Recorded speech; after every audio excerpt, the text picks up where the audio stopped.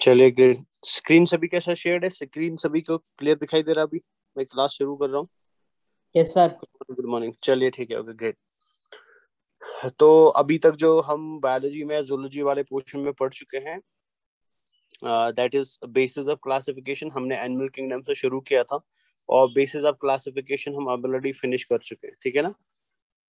अब basis of classification में हमने बहुत सारी चीजों की बात करी है, जिसमें हमने सिमेट्री के बारे में बात करा हुआ है ऑलरेडी, हमने सेगमेंटेशन के बारे में बात करा हुआ है, हमने सेफेलाइजेशन के बारे में बात करा हुआ है, सीलोम क्या होता है वो भी हमने पढ़ा हुआ है कि what do you mean by coelom. जिनके पास सीलोम है उन्हें सीलोमेट्स बोलते हैं, जिनके पास नहीं है उन्हें हम ए सीलोमेट्स बोलते हैं। और सीलोम के भी हमने टाइप्स देखे थे कि कोई सूडो सीलोम हो सकता है, कोई ट्रू सीलोम हो सकता है, या कोई ए सीलोम हो सकता है, ठीक है ना। हमने लेवल ऑफ ऑर्गेनाइजेशन को भी ऑलरेडी पढ़ा है, जिसमें हमने सेल्यूलर लेवल क्या होता है, टिश्यू लेवल क्या होता है, ऑर्गन लेवल क्या होता है एंड ऑर्गन सिस्टम लेवल क्या होता है, वो भी हम ऑलरेडी पढ़ चुके हैं। वालेकुम सलाम, वालेकुम सलाम। तो वो भी हम ऑलरेडी पढ़ चुके हैं। तो ओवरऑल हमारा बेसिस ऑफ क्लासिफिकेशन जितना भी है, जितने में से भी क्वेश्चंस आते हैं, जो भी एनसीईआरटी में मेंशन्ड है, we have already done that very particular portion. तो आज हम एक नया पार्ट शुरू करने वाले हैं, दैट इज फाइलम्स बेटा। तो आज से हम क्या करेंगे, अगर आपको याद हो, मैंने आपको कुछ फाइलम्स के नाम याद करवाए थे। Phylum porifera, coelenterata, ctenophora, platyhelminthes, nemathelminthes, annelids, molluscs, arthropods, echinoderms, ठीक है ना। और उसके बाद हमने कॉर्डेट्स देखे थे। कॉर्डेट्स में भी आपने याद रखा था, फिशेस होती है, एम्फीबियंस होते हैं, रेप्टाइल्स होते हैं, बर्ड्स होते हैं, मैमल्स होते हैं। तो आज से हमारा जो टॉपिक चलेगा ना, तो हम कोशिश करेंगे हर एक फाइलम को इंडिविजुअली समझने की। तो आज के बाद हम सबसे पहला फाइलम जो शुरू करने वाले हैं, जिसे हम समझने वाले हैं, that is our phylum Porifera. तो आज हम समझेंगे फाइलम पोरिफेरा क्या होता है, ठीक है ना। और फाइलम पोरिफेरा को किसने डिस्कवर किया, फाइलम पोरिफेरा को किसने एनिमल का रिप्रेजेंटेशन दिया या एनिमल्स का रिकॉग्निशन दे दिया, एंड प्लस हम जनरल कैरेक्टर्स ऑफ पोरिफेरा आज की क्लास में स्टडी करने वाले हैं। तो जितने भी बच्चे अभी क्लास में प्रेजेंट है, आई एक्सपेक्ट, बिकॉज आप सारे अच्छे स्टूडेंट्स हैं, आई एक्सपेक्ट आप ऑलरेडी बेसिस ऑफ क्लासिफिकेशन पढ़ के आए हैं, ठीक है ना। बेसिस ऑफ क्लासिफिकेशन समझ के आए हैं। अगर किसी का बेसिस ऑफ क्लासिफिकेशन मिस हुआ है, तो प्लीज एक मैसेज डाल दीजिएगा ग्रुप में, मेरे व्हाट्सएप ग्रुप में। तो मैं आपको उसके वीडियो लेक्चर्स फॉरवर्ड कर दूंगा और नेक्स्ट क्लास में वो क्लियर करके आ जाना, ठीक है। कोई डाउट होगा बच्चा, तो वो भी आप मेरे को ग्रुप में पूछ सकते हो, बिकॉज आज की क्लास में मैं बीच बीच में आपको बेसिस ऑफ क्लासिफिकेशन के क्वेश्चंस पूछने वाला हूँ। तो आई एक्सपेक्ट कि आप सभी लोग उसका आंसर प्रॉपरली करेंगे, ठीक है ना। तो चलिए हम आज का टॉपिक शुरू करते हैं। आई होप सारे कनेक्ट हो गए।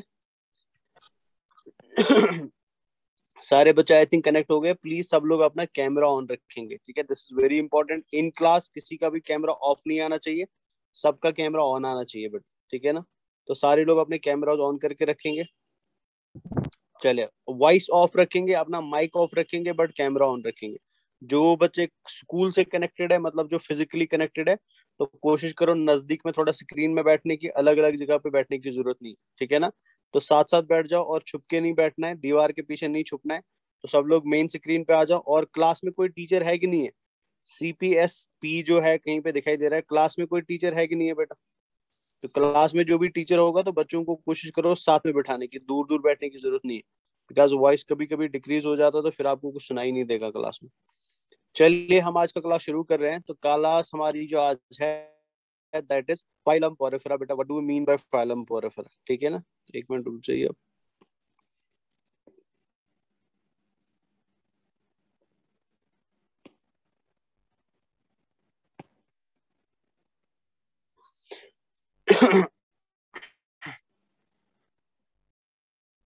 चलिए, तो दिस इज फाइलम पोरिफेरा बेटा।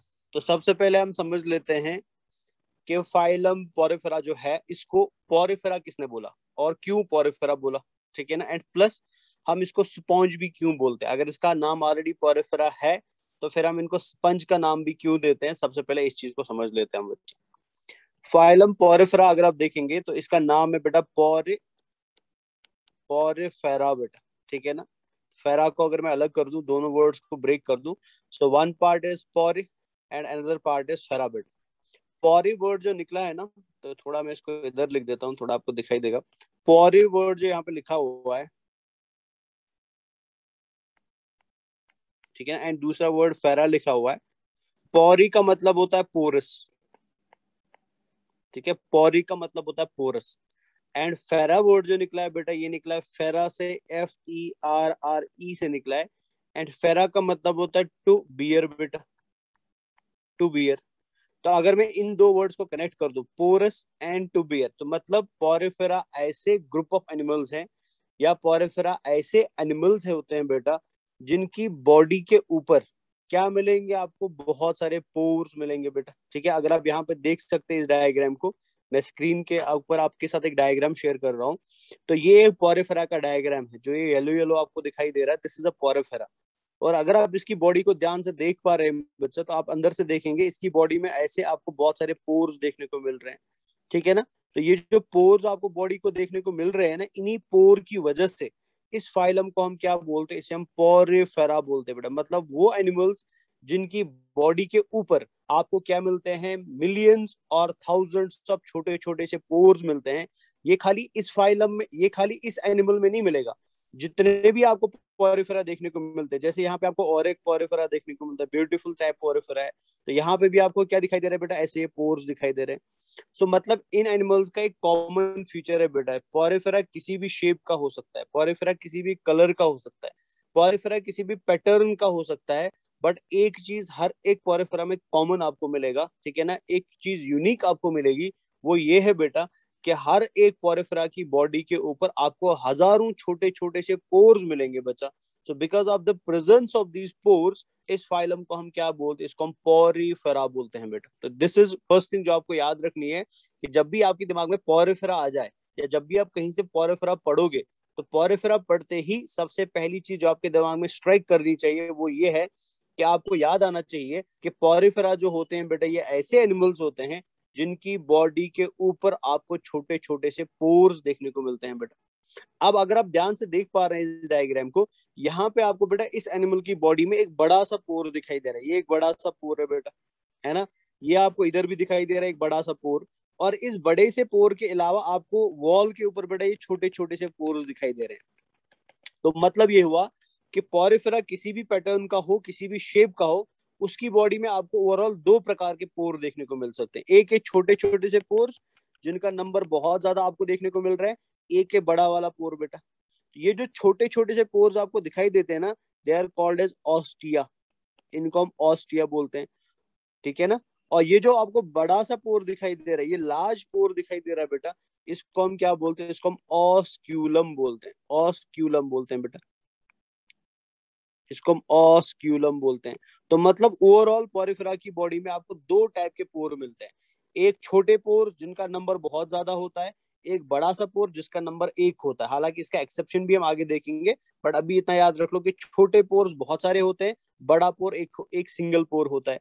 छोटे पोर्स को जो अंदर से बेटा, they are called as ostia, इनको ऑस्टिया बोलते हैं। और ये जो बड़ा पोर होता है बेटा, इसको हम क्या बोलते हैं, इसको हम ऑस्क्यूलम बोलते हैं। अब फंक्शन ऑस्टिया का क्या है, फंक्शन ऑस्क्यूलम का क्या है, वो हम बाद में देखेंगे। तो पहली चीज तो हमने क्लियर कर दी कि पोरिफेरा को पोरिफेरा नाम क्यों पड़ा है बेटा, क्या रीजन है कि हम इनको पोरिफेरा बोलते हैं। तो आई होप वो आपको समझ आ गया होगा, why we call this phylum as phylum Porifera, ठीक है ना। अब इनको स्पंज क्यों बोला जाता है, स्पंज इसलिए बोला जाता है बेटा, because they are soft in touch. अगर आप मतलब कभी स्कूबा डाइविंग करेंगे, दुबई के अंदर बहुत जगह पे कराई जाती है, या और भी जगह पे कराई जाती है स्कूबा डाइविंग में बेटा, जब आप पोरिफेरा को समंदर के अंदर नीचे टच करते हैं ना, तो आपको दिखेगा बेटा कि ये टच में बहुत सॉफ्ट होते हैं। हमारे घरों में भी बेटा, वॉशरूम्स के अंदर, बाथरूम्स के अंदर हम स्पंज को यूज करते हैं हमारी बॉडी को क्लीन करने के लिए, ठीक है। या जो हमारी गाड़ी में सीट कवर्स लगते हैं बेटा, तो सीट के अंदर से जो निकलता है वो सॉफ्ट सॉफ्ट, वो भी क्या होता है, वो भी स्पॉन्ज ही होता है, वो भी पोरिफेरा ही होता है। तो because of their soft nature बेटा, कि ये सॉफ्ट होते हैं इन टच, इस वजह से इनको हम क्या बोलते हैं, इनको हम स्पंज भी बोलते हैं बेटा। तो ये तो पहली चीज क्लियर हो गई कि why we call them as Porifera, इनको पोरिफेरा क्यों बोला जाता है, या इनको स्पंज क्यों बोला जाता है। अब ये वर्ड जो है पोरिफेरा, ये जो नाम है पोरिफेरा बेटा, इस एनिमल के ग्रुप को या इन एनिमल्स को ये नाम पोरिफेरा देने वाला जो साइंटिस्ट था, उसका नाम था रॉबर्ट ग्रैंट बेटा। ये एग्जाम का क्वेश्चन है, ये आप याद रखेंगे। यानी रॉबर्ट ग्रैंट जो है, रॉबर्ट ग्रैंट वो साइंटिस्ट है जिसने पहली बार इन एनिमल्स को नाम दिया। और क्या नाम दिया बेटा, इनको पोरिफेरा कहा। और क्यों पोरिफेरा कहा, बिकॉज उसने पोर्स देखे इनकी बॉडी के ऊपर, इसलिए इनको पोरिफेरा का नाम दिया। तो ये भी याद रखना, दिस इज ऑल्सो इम्पोर्टेंट। तो पोरिफेरा टर्म जो दी है या पोरिफेरा नाम जो दिया है बेटा, वो किसने दिया है, वो रॉबर्ट ग्रैंट ने दिया है। Very important question for exam. अब मसला क्या है बेटा, प्रॉब्लम क्या था, अगर आप ध्यान से देखेंगे ना, यहाँ पे भी आप देखो ये भी पोरिफेरा ही है सभी जो आपको अभी स्क्रीन पे दिखाई दे रहे हैं, या ये जो आपको यहाँ पे डायग्राम्स दिखाई दे रहे हैं, दीज ऑल आर पोरिफेरस बेटा। तो अगर आप इन सारी डायग्राम्स को स्क्रीन पे देख पा रहे हैं, ठीक है ना, तो मेरे क्वेश्चन का आंसर करिए बच्चा, मेरे को बताइए ये डायग्राम्स देख के, ठीक है ना, स्क्रीन से ये डायग्राम्स देख के मेरे को बताओ, इन डायग्राम्स को देखने के बाद आपको क्या लग रहा है कि हमारा पोरिफेरा जो है वो प्लांट जैसा है कि वो एनिमल के जैसा है। देख के बताइए जल्दी जल्दी, आर दे लाइक प्लांट्स और आर दे लाइक एनिमल्स बेटा?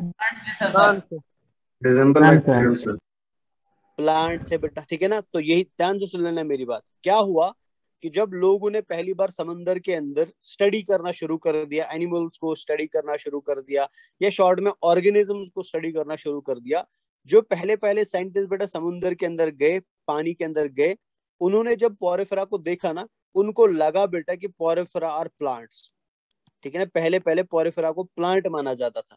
क्यों प्लांट माना जाता था, आप क्लियरली देख सकते हैं बेटा, बिकॉज प्लांट के जैसे ये नीचे से बंद है बेटा, इनका एक पार्ट नीचे से बंद है, दूसरा पार्ट ऊपर की तरफ ग्रो कर रहा है बेटा, ठीक है ना। So because of this sedentary nature कि ये एक ही जगह पे ग्रो करते हैं, ये अपनी लोकेशन को चेंज नहीं कर सकते हैं, ये एक जगह से दूसरी जगह मूव नहीं कर सकते हैं, ठीक है ना। So because of this nature बेटा, बहुत सारे लोग पहले पहले, बहुत सारे साइंटिस्ट पहले पहले पोरिफेरा को प्लांट मानते थे। ये सुन लेना ध्यान से, ये पोरिफेरा को प्लांट मानते थे बेटा, ठीक है ना। लेकिन बाद में क्या हुआ, बाद में एक साइंटिस्ट आया, साइंटिस्ट का नाम था एलिस। एग्जाम के लिए इंपॉर्टेंट याद रखना, ठीक है ना। साइंटिस्ट का नाम था बेटा एलिस। तो एलिस जो साइंटिस्ट था, इसने पहली बार पोरिफेरा को, जिनको लोग प्लांट समझते थे, पहली बार बेटा इनको एनिमल रिकॉग्नाइज किया। मतलब एलिस ने बेटा एक बहुत बड़ा काम किया, वो ये था कि जिस चीज को अभी तक लोग प्लांट मानते थे, एलिस ने बोला ये प्लांट्स नहीं है, ये एक्चुअल में क्या है बेटा, दे आर एनिमल्स। तो एनिमल नेचर ऑफ स्पॉन्ज जो है वो रिकॉग्नाइज किया किस साइंटिस्ट ने, साइंटिस्ट का नाम याद रखना है, साइंटिस्ट का नाम था एलिस बेटा। सो Ellis recognised animal nature of sponge, पहली बार स्पॉन्ज को एनिमल के जैसे माना किसने बेटा, एक साइंटिस्ट है जिसको हम एलिस बोलते हैं। क्यों माना, बिकॉज पहले इनको प्लांट समझा जाता था। अब बहुत सारे लोग बेटा ऐसे होते हैं ना, जो मतलब आपके काम के ऊपर बेटा उंगली उठाते हैं, मतलब आप कुछ भी करो फिर भी बोलेंगे आपने गलत कर दिया। तो जब एलिस ने लोगों को बोला कि पोरिफेरा प्लांट नहीं है, पोरिफेरा एक एनिमल है, तो बहुत सारे लोगों ने इसका मजाक उड़ाया, ठीक है। बहुत सारे लोगों ने बोला प्रूफ दे दो कि ये एनिमल कैसे है, हम कैसे माने ये एनिमल है, ये तो दिखता प्लांट के जैसा है, ठीक है। एलिस इस चीज को प्रूव नहीं कर पाया, एलिस फेल हो गया, वो इस चीज को प्रूव नहीं कर पाया कि ये एनिमल ही है। क्लियर है ना बच्चा। बट बाद में एक साइंटिस्ट आया बेटा, जिसने एक्सपेरिमेंटली प्रूव किया, लोगों को दिखाया बेटा that this is not a plant, it is actually animal. और उस साइंटिस्ट का नाम अगेन क्या था बेटा, वो रॉबर्ट ग्रैंट ही था। तो यहाँ पे आपको दो क्वेश्चन एग्जाम के लिए याद रखने, और क्वेश्चन ध्यान से सुन लेना।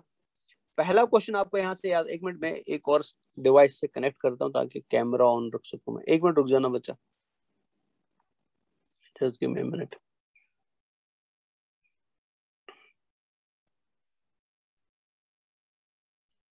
बिकॉज मेरे को आपकी कैमराज नहीं दिखाई दे रहे हैं, तो मैं एक और डिवाइस से कनेक्ट करने की कोशिश करता हूँ, सो दैट एक डिवाइस पे कैमरा ऑन रहे।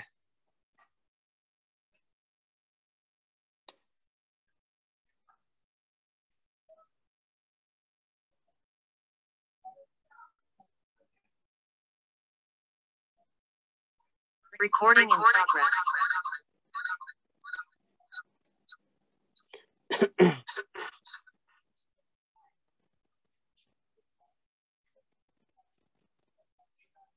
तो सबसे पहले तो आप सब लोग अपना कैमरा ऑन कर दो।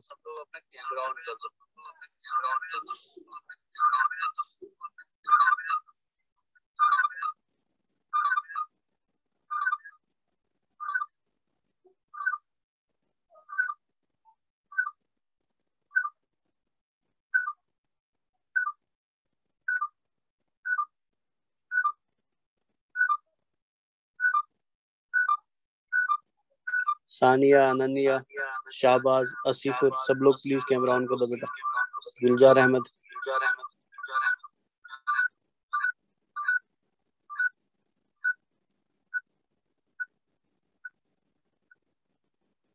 जल्दी जल्दी, शबाश शबाश, जल्दी जल्दी, टाइम वेस्ट हो रहा है ना।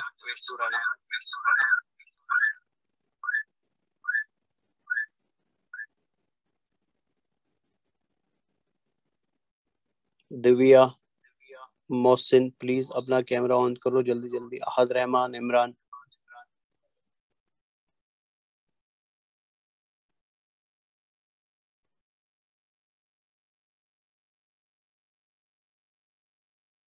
चले good, I can see many of you know, good good. चलिए मैं वापस टॉपिक शुरू कर रहा हूँ। तो हम बात कर रहे थे कि पहले हम पोरिफेरा को बेटा क्या मानते थे, पोरिफेरा को हम प्लांट मानते थे, ठीक है ना। बट बाद में एक साइंटिस्ट आया, उसने बस हमको बोला कि नहीं ये प्लांट नहीं है, एनिमल है बेटा। अब लोग ने बोला ठीक है हम आपकी बात मानते हैं, आप एकदम सही बोल रहे हैं, इसमें कोई गलती नहीं है, बट हमको प्रूव करके दे दो कि they are animals, they are not plants.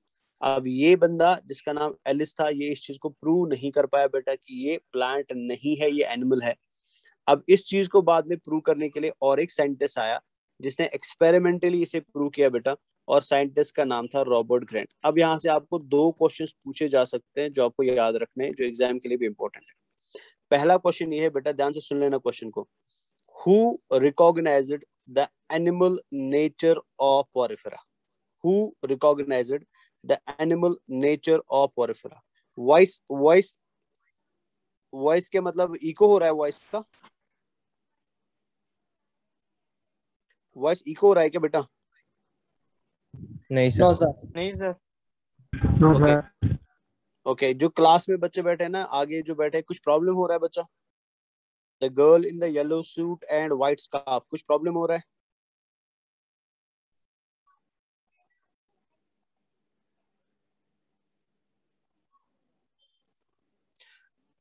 जो ये है ना CPSPP जो है बेटा, आपकी क्लास में कौन सा टीचर है? एक बार प्लीज टीचर को क्लास में बुलाइए जल्दी जल्दी।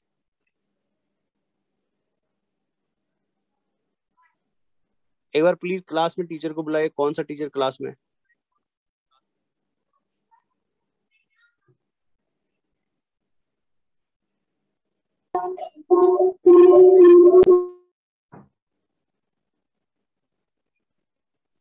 सर हमारे क्लास में कोई टीचर नहीं। एक मिनट रुक जाइए।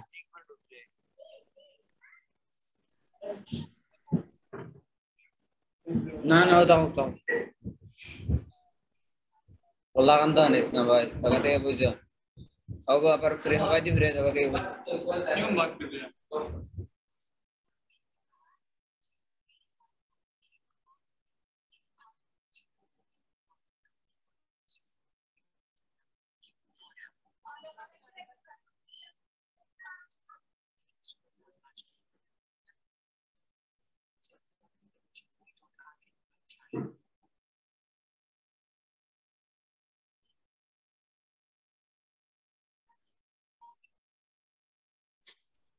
सर हमारे हाँ, क्लास अस्सलाम वालेकुम अजमल सर, अस्सलाम वालेकुम। वालेकुम सलाम व रहमतुल्लाह।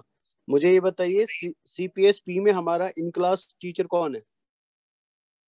वहाँ पे एक सच्चा प्रकाश है, उससे मैं बात करा देता हूँ आपकी। बट अभी कोई क्लास में है नहीं, बच्चे आपस में बातें कर रहे हैं, आपस में लड़ रहे हैं, मतलब क्लास लग नहीं रहा मेरे को कि क्लास चल रहा है। आप फिरदौस है ना, फिरदौस से बात नहीं किया आपने? नहीं, कोई है ही नहीं क्लास में, क्या करे ऐसी कंडीशन में हम? अभी मैं बात कर रहा हूँ, अभी ठीक है।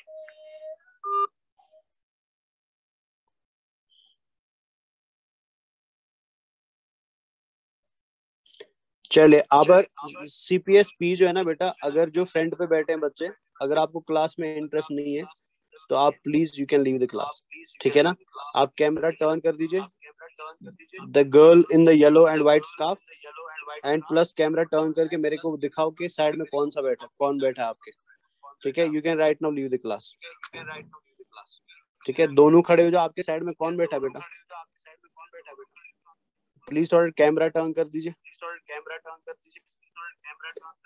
राइट में कैमरा टर्न कर, राइट साइड में कैमरा टर्न कर दीजिए। नहीं, दिस इज ओके, मेरे लेफ्ट में not right, sorry.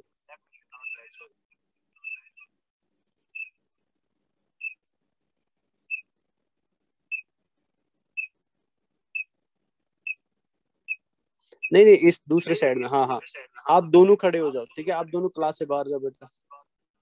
The girl in the pink and the girl in the yellow, आप दोनों प्लीज क्लास से बाहर जाइए। आप थोड़ा बाहर बात करके आ जाओ, फिर हम क्लास करते हैं। चलिए उठिए जल्दी जल्दी, दोनों उठो बेटा जल्दी प्लीज। आपकी वजह से पूरा क्लास डिस्टर्ब हो रहा है, आप दोनों बाहर जाइए क्लास। मेरे को आप लोग क्लास में दिखे ना तो मैं क्लास कंटिन्यू नहीं करूंगा, तो प्लीज आप जल्दी क्लास से बाहर जाइए।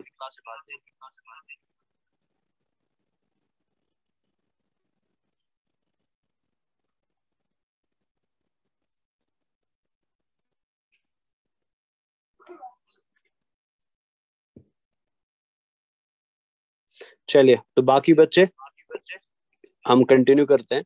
तो हमने दो चीजें याद रखी बेटा। पहली चीज आपने याद रखी, पोरिफेरा क्यों बोला जाता है, स्पंज क्यों बोला जाता है, किसने इनको पहली बार रिकॉग्नाइज किया एज एनिमल, और फिर उस चीज को बाद में प्रूव किसने किया। तो मैं आपसे दो क्वेश्चंस बता रहा था। पहला क्वेश्चन था, क्वेश्चन आपसे एग्जाम में पूछा जाता है कि who recognised the animal nature of sponge. ठीक है, एनिमल नेचर ऑफ स्पंज को बेटा किसने रिकॉग्नाइज किया, तो याद रखना है एलिस।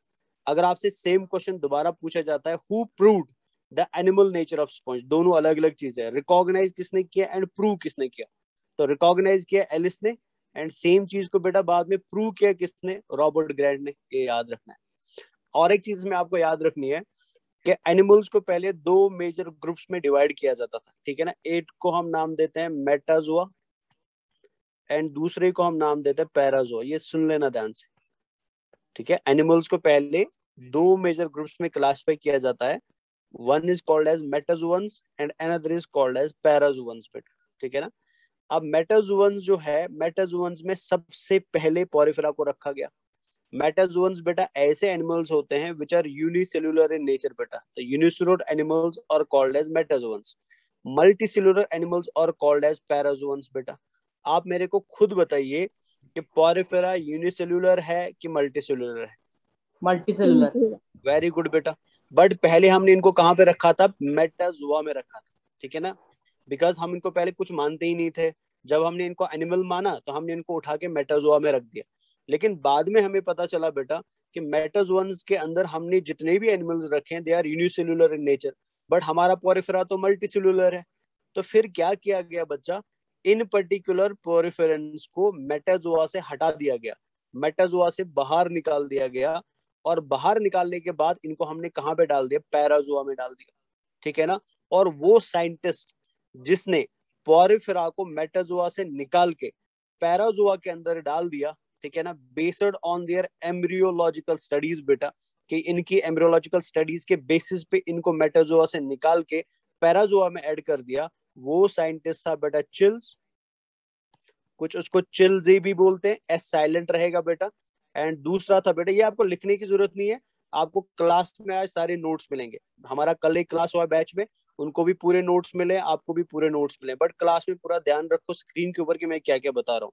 एंड दूसरा साइंटिस्ट था बेटा बर्ट्स ली, ठीक है। तो यहाँ पे आप सी एच साइलेंट रखेंगे तो बर्ट्स ली आप याद रखेंगे।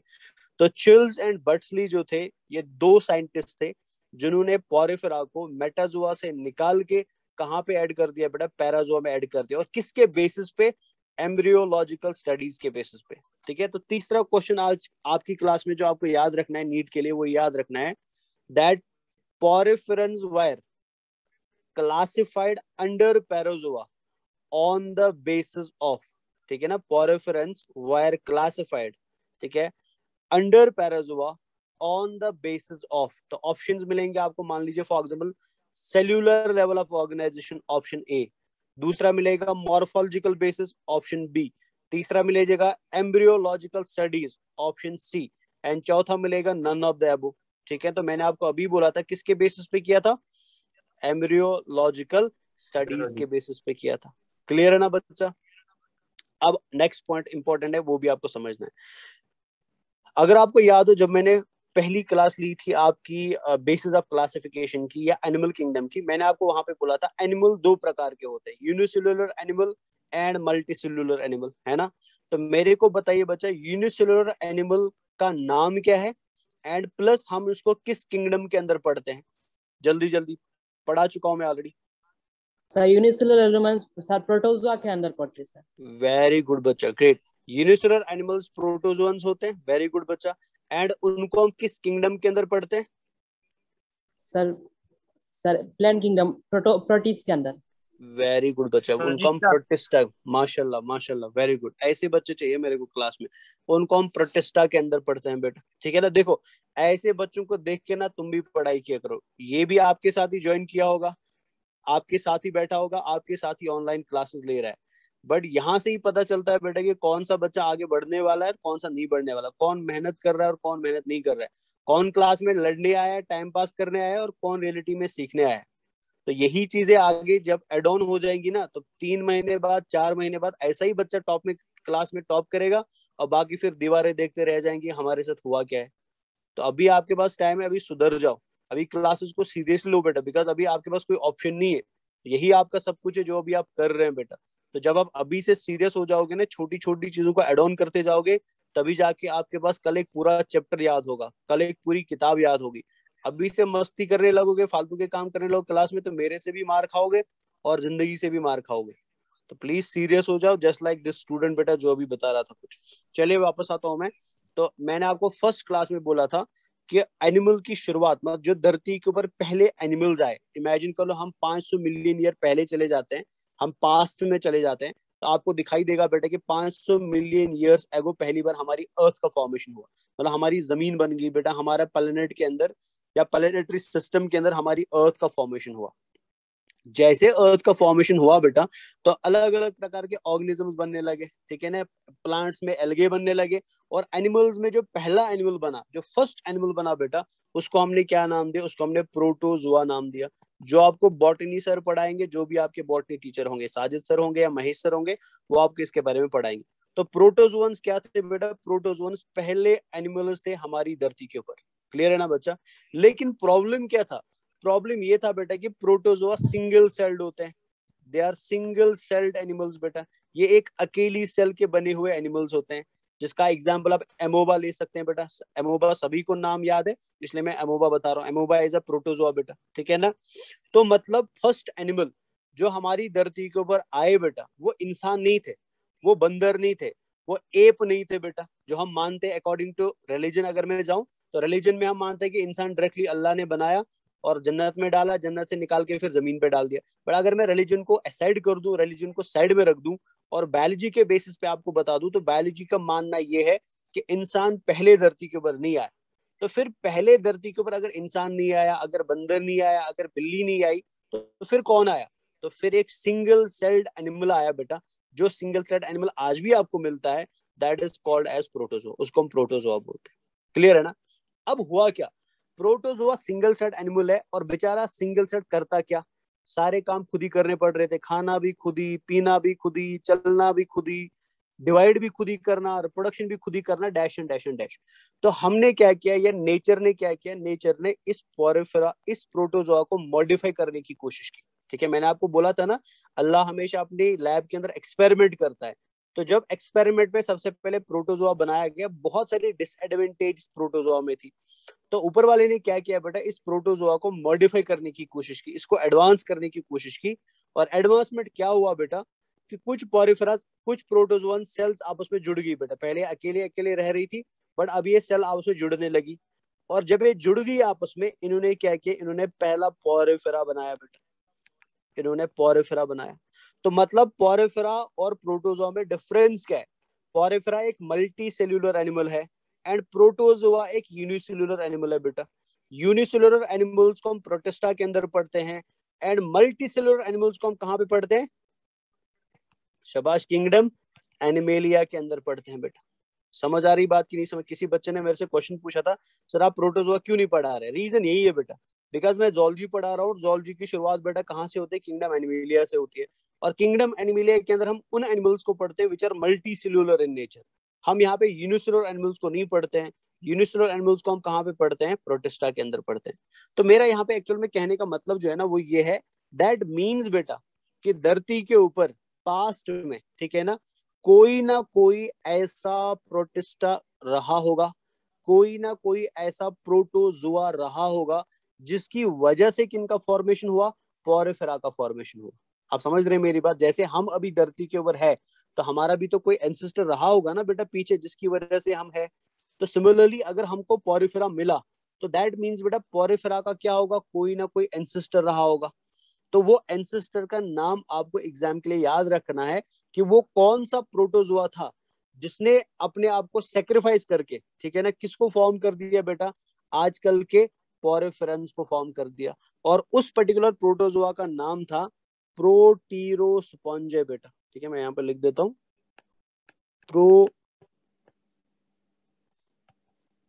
प्रोटीरोस्पोंजे बेटा। तो प्रोटीरोस्पोंजे एक स्पॉन्ज नहीं है, याद रख लेना। प्रोटीरोस्पोंजे एक स्पॉन्ज नहीं है, प्रोटीरोस्पोंजे एक पोरिफेरा नहीं है। ये एक्चुअल में क्या है बेटा, ये एक प्रोटोजुआ है। और इसी प्रोटोजुआ से आगे आने वाले टाइम में क्या बन गए बेटा, आजकल के मतलब पोरिफेरा का एंसेस्टर कौन है, अगर आपको शॉर्ट में याद रखना है, पोरिफेरा का एंसेस्टर प्रोटीरोस्पोंजे है। This the ancestor of porifera is proterospongia. अब आप में से कोई बच्चा सोच रहा होगा सर ठीक है आपने जो बोल दिया वो तो हमको क्लियर हो गया, एंसेस्टर है dash and dash and dash, but क्या आप हमको बता सकते हैं कि ये किस टाइम पे बना, या ये ट्रांजिशन जो है बेटा फ्रॉम प्रोटोजोआ टू पोरिफेरा ये कब हुआ, या वो कौन सा टाइम पीरियड था जिस टाइम पीरियड में पहली बार एक प्रोटोजोआ पोरिफेरा में कन्वर्ट हो गया बेटा। तो ये भी आपको एग्जाम के लिए याद रखना है। वो टाइम पीरियड को हम नाम देते हैं प्रोटीरोजोइक एरा बेटा। तो प्रोटीरोजोइक एरा जो है ये वो टाइम स्पैन है या ये वो टाइम पीरियड है बेटा जिसके अंदर पहली बार एक प्रोटोजोआ किसमें कन्वर्ट हो गया, एक पोरिफेरा में कन्वर्ट हो गया। क्लियर है ना बेटा, दिस मच इज क्लियर। अगर इतने में किसी को कोई कंफ्यूजन है आप प्लीज मेरे को बता दीजिए, I will clear that confusion, फिर हम आगे नेक्स्ट पार्ट पे पहुंच जाते हैं। सभी को क्लियर है? और मैंने बोला कैमरा ऑफ नहीं होना चाहिए, कैमरा ऑन रहना चाहिए बेटा।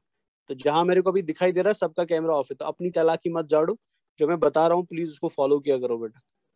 तो ये क्लियर हो गया? अगर क्लियर हो गया थम्स अप दिखा दो स्क्रीन पे, मेरे को दिखाई देगा।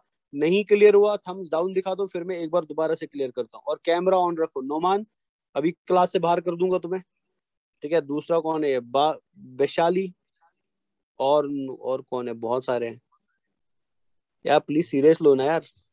नेटवर्क प्रॉब्लम ऑफ कर रहा हूं। बैकग्राउंड की टेंशन मत लो, मैं अपने घर का बैकग्राउंड दिखाऊंगा ना तो सबसे बुरा है, ठीक है। कच्चा मकान है तो वो बैकग्राउंड नहीं टेंशन सर, मत लो। नेटवर्क सर, नेटवर्क प्रॉब्लम है सर, बहुत नेटवर्क, बारिश हो रहा है इसलिए नेटवर्क प्रॉब्लम हो रहा है। जिसको नेटवर्क प्रॉब्लम है वो ऑफ कर दो बेटा, कोई टेंशन नहीं फिर, बिकॉज कैमरा से फिर थोड़ा आपको वॉइस प्रॉब्लम होगा। कोई बात, जिसको नेट, बट ऑनेस्टली जिसको है भगवान देख रहा है, मेरे से झूठ मत बोलना, ठीक है। चलिए, तो क्लियर हो गया ना? अगर क्लियर है तो थम्स अप कर दो जल्दी जल्दी, नहीं है तो फिर मैं दोबारा बता देता हूँ। क्लियर है सभी को? चले, वेरी गुड बच्चा। CPSP में जो बच्चे बैठे हैं अगर क्लियर है तो हैंड्स अप कर दो बेटा, हाथ ऊपर कर दो, मेरे को समझ आया। क्लियर है? चले, वेरी गुड, गुड, ग्रेट। तो ये हो गया हमारा फर्स्ट पोर्शन किसका, पोरिफेरा का, क्लियर। अब हम आते हैं सेकंड पोर्शन पे बेटा। आपको याद है जैसे मान लो फॉर जो मैं आपको बोलूंगा जूलॉजी का मतलब क्या है, तो ऑटोमेटिकली आप बोलेंगे बेटा जूलॉजी है सब्जेक्ट जहां पे हम एनिमल को स्टडी करते हैं। मैं आपसे बोलूंगा बॉटनी क्या है, आप बोलेंगे सर सब्जेक्ट जहां पे हम प्लांट को स्टडी करते हैं। मैं आपको बोलूंगा माइक्रोबायोलॉजी क्या है, आप बोलेंगे सब्जेक्ट जहां पे हम माइक्रो ऑर्गेनिजम्स को स्टडी करते हैं।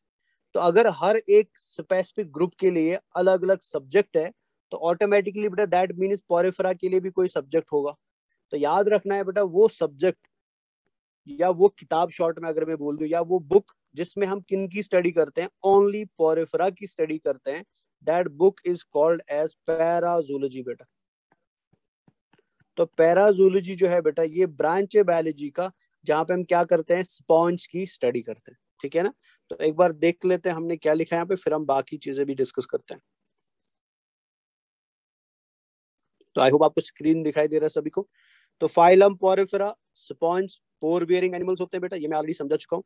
एलिस ने रिकॉग्नाइज किया animal nature of sponge. Robert Grand ने जो है बेटा फाइनली प्रूव किया कि स्पॉन्ज एनिमल्स होते हैं और नाम दिया, and coined the name porifera for these, मतलब नाम जो पोरिफेरा है बेटा वो किसने दिया, वो रॉबर्ट ग्रैंट ने दिया है।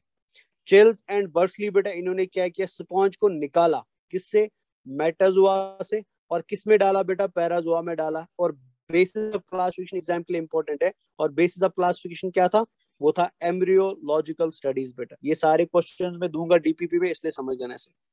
पोरिफेरा जो होते हैं बेटा they are first multicellular organisms. ध्यान से देख लो क्या लिखा है यहाँ पे, मतलब इनसे पहले भी कोई ऑर्गेनिज्म था धरती पे, बट उसमें प्रॉब्लम क्या था बेटा, वो यूनिसेलुलर था। पहले मल्टीसेलुलर ऑर्गेनिज्म जो धरती के ऊपर आए बेटा वो कौन थे, वो पोरिफेरा थे। ये एग्जाम का इंपॉर्टेंट पॉइंट है, याद रखना बेटा। और ये हम ऑलरेडी पढ़ चुके बेसिस ऑफ क्लासिफिकेशन में, इनके पास क्या होता है, सेल्यूलर ग्रेड ऑफ ऑर्गेनिज्म। चलिए मैं आपसे एक क्वेश्चन पूछना चाहता हूँ, अब्दुल कलाम से, मैं माशाल्लाह बहुत अच्छा नाम है, एक क्वेश्चन पूछना चाहता हूँ, मेरे को बताओ बेटा Abdul Kalam, cellular grade of organisation and tissue level of organisation में क्या डिफरेंस, ऑलरेडी पढ़ा चुका हूँ क्लास में। शाबाश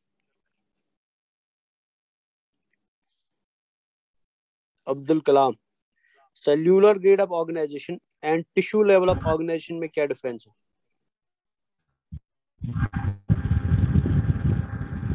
cellular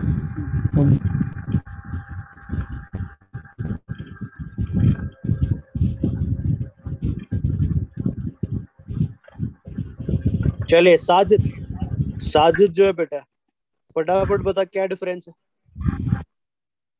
sir, cellular organization job cellular those animals who come under cellular organization, they are sir more they came previous on the earth, and they are underdeveloped as compared to tissue level of organization like echinodermata. आपने मेरा question नहीं समझा, मेरा question ये नहीं है बेटा, मेरा क्वेश्चन है कि डिफरेंस क्या है cellular grade and tissue grade में। cellular what sir? Cellular grade of organisation and tissue level of organisation में क्या डिफरेंस है, वो मेरा क्वेश्चन है। शाबाश। Cellular grade sir, the animals which are sir not developed into tissue sir, their body is not controlled or not Very controlled good. by Very- tissue, only by very- cells. They perform सुनो, all the function activities by cells only.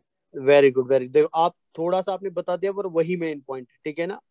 अगर आपको किसी को पता है, चलो इसने एकदम अच्छा आंसर दिया है साजिद ने, बट फिर भी इसके अलावा किसी को पता है बेटा इसके अलावा कुछ और, एनी अदर डिफरेंसेस कोई बताना चाहता है। सर सर सेलुलर लेवल में सेल के बीच कोऑर्डिनेशन नहीं होता, लेकिन टिश्यू लेवल में सेल वेरी के गुड, कोऑर्डिनेशन होता है। वेरी गुड बच्चा गुलजार अहमद, वेरी गुड यार, दिल खुश कर दिया आज तुमने, मेरा दिन बन गया आज मेरा, वेरी गुड। याद रखना बेटा, याद रखना बेटा, जब मैंने आपको पढ़ाया था, मैंने आपको जब पढ़ाया था मैंने बोला था टिश्यू में भी सेल होता है, सेल्यूलर लेवल में भी सेल, मतलब सेल क्लस्टर जो होता है बेटा, सेल्यूलर ग्रेड में भी सेल्स पाई जाती है, टिश्यू में भी सेल्स पाई जाती है। सेल्यूलर ग्रेड में भी सेल्स ही काम करती है, टिश्यू में भी सेल्स ही काम करती है, बट डिफरेंस क्या है दोनों में बेटा, जैसे गुलजार ने अभी बताया, एक सिंगल डिफरेंस है बेटा, ठीक है। जो आपने साजिद बोला दैट इज ऑल्सो करेक्ट, ठीक है, वो भी कंप्लीटली करेक्ट है, बट जो मेजर डिफरेंस दोनों में है ना बेटा, that is the difference of coordination. अगर सेल्यूलर ग्रेड में आप कोऑर्डिनेशन डालोगे ना, कोऑर्डिनेशन डालने के बाद ही सेल्यूलर ग्रेड किस में कन्वर्ट हो जाएगा, टिश्यू में हो जाएगा। कोऑर्डिनेशन का मतलब ये हुआ कि सेल्यूलर ग्रेड में मान लो 10 सेल है, ठीक है ना, 10 सेल एक ग्रुप में रह रही है, आप समझ रहे, बट ग्रुप में रहने के बाद भी वो अपना काम अलग अलग कर रही है बेटा। मतलब आप अगर आप बाहर से उनको देखोगे ना, जैसे मैंने आपको भी पोरिफेरा दिखा, ये देख लिया आप पोरिफेरा देख रहे हैं, तो पोरिफेरा बेटा बहुत सारी सेल्स का बन रहा है, और आपको यहाँ पे क्लियरली नहीं दिखाई दे रहा है कि सेल्स अलग अलग है, बिकॉज सारी सेल्स ग्रुप में रह रही है बेटा। लेकिन ग्रुप में रहने के बावजूद भी, मैं आपको अभी दिखाऊंगा कि सेल्स ग्रुप में रहने के बावजूद भी काम अलग अलग कर रही है। कोई पानी को अंदर लाने का काम कर रही है, कोई फूड को पकड़ने का काम कर रही है, कोई फूड को डिस्ट्रीब्यूट करने का काम कर रही है, कोई बाहर वाले एरिया को प्रोटेक्ट करने का काम कर रही है। मतलब all the cells are living together, all the cells are attached together, but still they are working separately बेटा। वो तब भी काम अलग अलग कर रही है। क्यों अलग अलग कर रही है? बिकॉज उनको आपस में कोऑर्डिनेट कराने के लिए कोई प्रेजेंट नहीं है, कोऑर्डिनेशन एब्सेंट है बेटा। लेकिन जैसे हम सिलेंट्रेटा में जाएंगे ना, सीलेंट्रेटा में आप देखोगे सारी सेल्स मिलके काम कर रही है बेटा, सारी सेल्स के बीच में कोऑर्डिनेशन है। तो अगर कोऑर्डिनेशन प्रेजेंट है बिटवीन द सेल्स बेटा, तो वो टिश्यू लेवल हो सकता है, ऑर्गन लेवल हो सकता है, ऑर्गन सिस्टम लेवल हो सकता है। अगर कोऑर्डिनेशन नहीं है तो फिर वो क्या होगा बेटा, फिर वो सेलुलर ग्रेड होगा। ये याद रखना है बच्चा। चलिए, स्टडी ऑफ स्पॉन्ज को हम क्या बोलते हैं, पैराजोलॉजी बोलते हैं। तो यहाँ तक तो सभी को क्लियर हो गया। अब मैं इस चीज को एक्सप्लेन करने वाला हूँ। ये जो 2-3 लाइंस यहाँ पे लिखी हुई है, इसके लिए हम क्या करते हैं बेटा, एक डायग्राम ड्रा कर। हालांकि मैंने कल की क्लास में डायग्राम ड्रॉ कर दिया था, बट आपके लिए मैं अगेन ये डायग्राम ड्रॉ कर रहा हूँ, और इसको प्लीज ध्यान से सुन लेना। बीच में अगर वॉइस में प्रॉब्लम आ जाए प्लीज मेरे को बता देना, बिकॉज अगर ये डायग्राम आपको समझ आ गया तो आपको पूरा पॉरिफेरा समझ आ गया। तो इसको समझने की कोशिश करें, because this is very very important बच्चा। इमेजिन कर लीजिए, फॉर एग्जाम्पल, ध्यान से सुन लेना बेटा, इमेजिन कर लीजिए कि मेरे हाथ में एक पॉरिफेरा है। ये मैंने एक पॉरिफेरा को समंदर से पकड़ के लाया, तो ये एक पॉरिफेरा हमारे पास है, ठीक है ना, ऐसे बेटा। तो हम क्या करना चाहते हैं, हम इस पॉरिफेरा को काट के देखना चाहते हैं कि इस पॉरिफेरा के अंदर क्या क्या चीजें हैं। तो मैंने क्या किया बेटा, आगे मैंने एक चाकू उठाया, एक रेजर उठाया, और इतना हिस्सा मैंने काट दिया पॉरिफेरा का। और जैसे मैंने इसे काटा, मैंने इसको माइक्रोस्कोप के अंदर लाया, और जैसे माइक्रोस्कोप के अंदर लाया, मैंने इसको थोड़ा मैग्नीफाई किया, मतलब साइज में बड़ा कर दिया बेटा। और जैसे मैं इसको मैग्नीफाई कर रहा हूँ, मेरे को क्या दिखाई दे रहा है कि इस पॉरिफेरा के अंदर 2 दीवारें हैं, 2 वॉल्स है बेटा। जैसे आपके कमरे की दीवार है, तो वैसे पॉरिफेरा की बॉडी के एक साइड में, ये मैंने बॉडी का पूरा हिस्सा नहीं लिया, ये हम खाली इतना हिस्सा ले रहे हैं। तो जो चीज यहाँ पे मिलेंगी बेटा, वही आपको पूरी पॉरिफेरा में भी मिलेंगी। तो जैसे हमने इसको डाइसेक्ट किया, हमने इसको काटा, काटने के बाद इस कटे हुए हिस्से को हम माइक्रोस्कोप के अंदर ला रहे हैं। जैसे मैंने इसको माइक्रोस्कोप के अंदर लाया, मैंने इसे मैग्नीफाई किया, और जैसे मैंने इसे मैग्नीफाई किया, मेरे को क्या दिखाई दे रहा है, दैट दिस पॉरिफेरा's बॉडी, ठीक है, और the body wall of porifera is made of 2 layers बेटा, ठीक है ना। तो मैं वो लेयर यहाँ पे ड्रॉ कर रहा हूँ कलर में। ये मैंने एक लेयर ड्रॉ कर दिया ब्लैक कलर से, और दूसरा लेयर ड्रॉ कर दिया ब्लू कलर से। तो ये 2 लेयर्स होगी बेटा, ध्यान से सुन लेना बात को, इधर उधर बिल्कुल भी नहीं देखना बेटा। तो ये 2 लेयर हमारी हो गई। अब ये लेयर जो मैंने ब्लैक में बनाई है ना, तो हमारी मर्जी है बेटा, मैं इस लेयर को नाम दे रहा हूँ लेयर ए, इसको मैं बोल रहा हूँ बेटा लेयर ए। क्लियर है बच्चा। और ये जो मैंने ब्लू में लेयर बनाई है, हम अपनी मर्जी से इसको नाम दे रहे हैं लेयर बी। ध्यान से सुन लेना, तो लेयर बी दिया हमने इसको नाम। तो पहली चीज आपके दिमाग में क्लियर हो गई, दैट पॉरिफेरा, दुनिया का कोई भी पॉरिफेरा हो, छोटा हो, बड़ा हो, मोटा हो, पतला हो, पानी के अंदर हो, पानी के बाहर कहीं पे हो बेटा, हर एक पॉरिफेरा की बॉडी में एक चीज कॉमन मिलेगी, दैट इज उसकी बॉडी के 2 दीवारें होंगी, उसकी बॉडी में 2 वॉल्स पाई जाएंगी, एक लेयर ए एंड एक लेयर बी। अब ध्यान से सुन लेना, अब ये जो लेयर ए होता है ना, लेयर ए पॉरिफेरा की बॉडी का वो लेयर होता है विच इज इन कॉन्टेक्ट, तो मैं पानी बनाने की कोशिश करूंगा, which is in contact with water बेटा। ये देख लीजिए, इधर मैं वाटर बना रहा हूँ, तो ये वाटर के कॉन्टेक्ट में, मतलब ये मेरा कहने का कि अगर ये पॉरिफेरा समंदर के अंदर, ये पॉरिफेरा आपको दिखाई दे रहा है, ये समंदर के अंदर है, तो अगर इसकी मैं लेयर ए की बात कर रहा हूँ ना, लेयर ए बेटा हमेशा किसके कांटेक्ट में होगा, पानी के कांटेक्ट में। मतलब लेयर ए के बाहर हमेशा आपको वाटर देखने को मिलेगा, पानी देखने को मिलेगा। तो अगर layer A contact in water है, ध्यान से सुन लेना, अगर layer A in contact water है बेटा, तो बताओ लेयर ए आउटर लेयर होगा बॉडी का या इनर लेयर होगा बॉडी का, फटाफट बताइए। अगर लेयर आउटर लेयर हो गया बेटा, वेरी गुड। अब आते हैं लेयर बी की तरफ। अगर आपको याद हो बच्चा, जब मैंने आपको पॉरिफेरा पढ़ाया था ना, हम शायद पढ़ रहे थे डाइजेस्टिव सिस्टम, शायद पूरा मेरे को याद नहीं है। फिर मैंने आपको बोला था कि पॉरिफेरा के अंदर बेटा डाइजेस्टिव सिस्टम कंप्लीट होता है कि इनकम्प्लीट होता है, पहले ये बताइए, कंप्लीट और इनकम्प्लीट। इनकम्प्लीट। वेरी गुड बेटा, इनकम्प्लीट होता है। और फिर मैंने आपको बोला था इनकम्प्लीट इसलिए होता है बिकॉज पॉरिफेरा की बॉडी के अंदर बेटा एक कैविटी पाया जाता है, जैसे मैं यहाँ पे कैविटी बनाने की कोशिश कर रहा हूँ, ये कैविटी पाया जाता है, इसको हम कलर भी करते हैं, and this cavity is known as spongocoel. Very good बच्चा, this cavity is known as spongocoel बेटा, this is known as spongocoel, है ना बच्चा।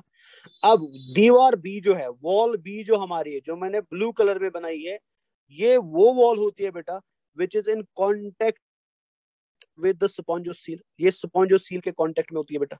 अब मेरे को आप खुद बताएंगे, देख के मेरे को बताइए कि अगर स्पॉन्जोसील के कांटेक्ट में वॉल बी है तो बताओ बेटा वो इनर वॉल होगा कि आउटर वॉल होगा? Inner wall. इनर वॉल होगा। तो एक चीज तो सबके दिमाग में आई होप क्लियर हो गई कि अगर पोरिफेरा की बॉडी के दो दीवारें हैं, उसमें से एक दीवार बाहर वाले एनवायरनमेंट के कांटेक्ट में और एक दीवार अंदर वाले एनवायरनमेंट के कांटेक्ट में। जो बाहर वाली दीवार है वो लेयर ए है, जो अंदर वाली दीवार है वो लेयर बी। इतना तो क्लियर हो गया सभी को। अब ये जो ब्लैक में मैंने दीवार बनाई है, ठीक है ना, इसको बायोलॉजिस्ट ने या इसको पैराजोलॉजिस्ट ने, पैराजोलॉजिस्ट मतलब जो पोरिफेरा की स्टडी करते हैं, जो पैराजोलॉजी की स्टडी करते हैं, उन्होंने इस लेयर को बेटा एक स्पेसिफिक नाम दिया है, एक डिस्टिंक्टिव नाम दिया है जो आपको एग्जाम के लिए याद रखना है। और इन्होंने इस बाहर वाली लेयर को या लेयर ए को बोला पिनेकोडर्म बेटा, पिनेकोडर्म बोला। क्लियर है ना बच्चा? और जो अंदर वाली दीवार है, मतलब ब्लू में मैंने जो बनाई है, इसको पैराजोलॉजिस्ट ने बेटा लेयर बी नहीं बोला, इसको भी एक स्पेशल नाम दे दिया ताकि लोगों को ये याद रहे, और इसको कोनोडर्म बोला बेटा, कोनोडर्म। ये नाम आपको याद रखने। तो अगर मैं आपसे बोलूं the outer layer in the body wall of porifera is known as option A choanoderm, option B pinacoderm, option C mesohyl, option D none of the above, तो क्या आएगा बेटा? Pinecoderm. And the inner layer is called as कोनोडर्म। Conoderm. the layer in contact with the aquatic habitat is known as, वो layer बेटा जो aquatic habitat के contact में है वो कौन सी है? पिनेकोडर्म। और वो लेयर बेटा जो स्पॉन्जोसील को लाइन करती है, जो स्पॉन्जोसील को कवर करती है, वो कौन सी है? वो है कोनोडर्म। वेरी गुड बच्चा, ग्रेट। अब और एक चीज याद रखिए, अब अगर आप इस नाम को ध्यान से देखेंगे ना, यहाँ पे दो वर्ड्स निकल रहे हैं बेटा, एक निकल रहा है पिनेको और दूसरा निकल रहा है डर्म। यहाँ पे भी देख लीजिए, यहाँ पे निकल रहा है कोनो और फिर यहाँ पे निकल रहा है डर्म। डर्म अगर मैं आपको बता दूं ना, बायोलॉजी के अंदर, साइंस के अंदर डर्म का मतलब होता है लेयर बेटा। डर्म का मतलब शॉर्ट में लेयर होता है, ठीक है ना?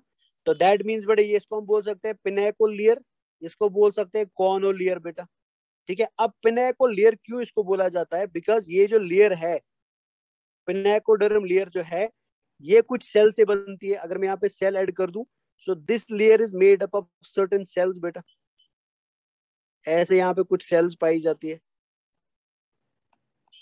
तो अगर आपको दिखाई दे रहा है, मैंने कुछ सेल्स यहाँ पे ऐड कर दिए, and these cells are called as pinacocytes.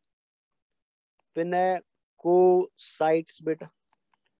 तो मतलब ये हुआ कि पिनेकोडर्म जो बाहर वाली लेयर है, वो एक ऐसी लेयर है जिसको बनाने के लिए जो सेल रिस्पॉन्सिबल है बेटा, दो sales are called as pinacocytes, इसलिए इसको पिनेकोडर्म बोला गया। क्या आप गेस कर सकते हैं बेटा कोनोडर्म को कौन सी सेल्स बनाएंगी? शाबाश, वेरी गुड बच्चा, कोनोसाइट्स बेटा, कोनोसाइट्स। तो मतलब वो सेल्स बेटा जो कोनोडर्म को बनाती है, दे आर कॉल्ड एज कोनोसाइट्स। इतना क्लियर हुआ? इतना दिमाग में बैठ गया कि नहीं बेटा? This much is clear? Yes sir. Yes sir. अब हम थोड़ा एनसीईआरटी से एक सेकंड के लिए बाहर आते हैं और कुछ और चीजें बेटा यहाँ पे मैं ऐड करना चाहता हूँ जो आई होप आप बाद में याद भी रखेंगे। दैट इज कि हमारा जो पिनेकोडर्म है बेटा, ठीक है ना, this pinacoderm is also called as, pinacoderm तो आप याद रखेंगे ही रखेंगे, बट इसके अलावा याद रख लेना, this is also called as dermal layer बेटा। This is also called as dermal layer. Clear है ना? और कोनोडर्म जो है बेटा, this is also called as gastral layer बेटा, ठीक है ना? इसको हम गैस्ट्रल लेयर भी बोलते हैं।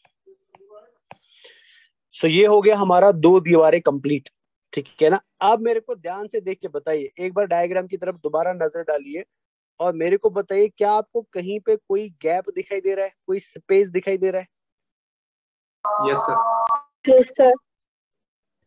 कहाँ पे दिखाई दे रहा स्पेस बेटा? एक बार बता दो, मेरे को दिखाई नहीं दे रहा। कहाँ पे दिखाई दे रहा है? Sir between pinacoderm and choanoderm. Very good बच्चा, ठीक है, क्लियरली दिखाई दे रहा है ना? ये देखिए इधर मैं इसको हाईलाइट कर रहा हूँ, कोनोडर्म और पिनेकोडर्म के बीच में आपको एक खाली जगह दिखाई दे रही है बेटा, ये वाली खाली जगह जिसको मैं हाईलाइट कर रहा हूँ, ये जो खाली जगह आपको दिखाई दे रही है, क्या आपको इस खाली जगह में कोई सेल दिखाई दे रहा है? No sir. No sir. अगर आपको ये सेल दिखाई दे रहा है ना, ये इसका सेल नहीं है, ये लेयर ए का सेल है बेटा, तो ये इस बीच वाली लेयर का सेल नहीं है। तो मतलब ये अगर आप लेयर ए देखेंगे, ये सेल्यूलर लेयर है बिकॉज इसमें सेल्स प्रेजेंट है। कुछ लोगों को नींद आ रही है क्लास में, ठीक है ना, यॉर्निंग इतनी बड़ी कर रहे हो, मैं डर गया।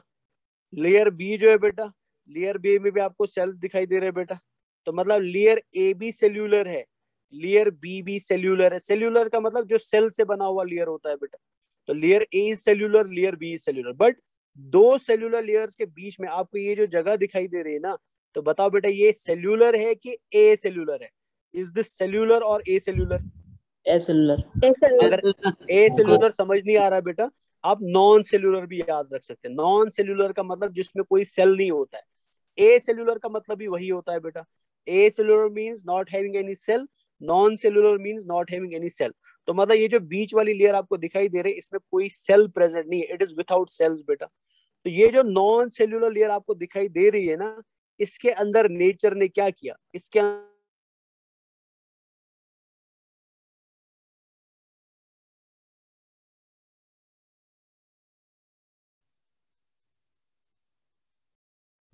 Sir, your sound not coming suddenly.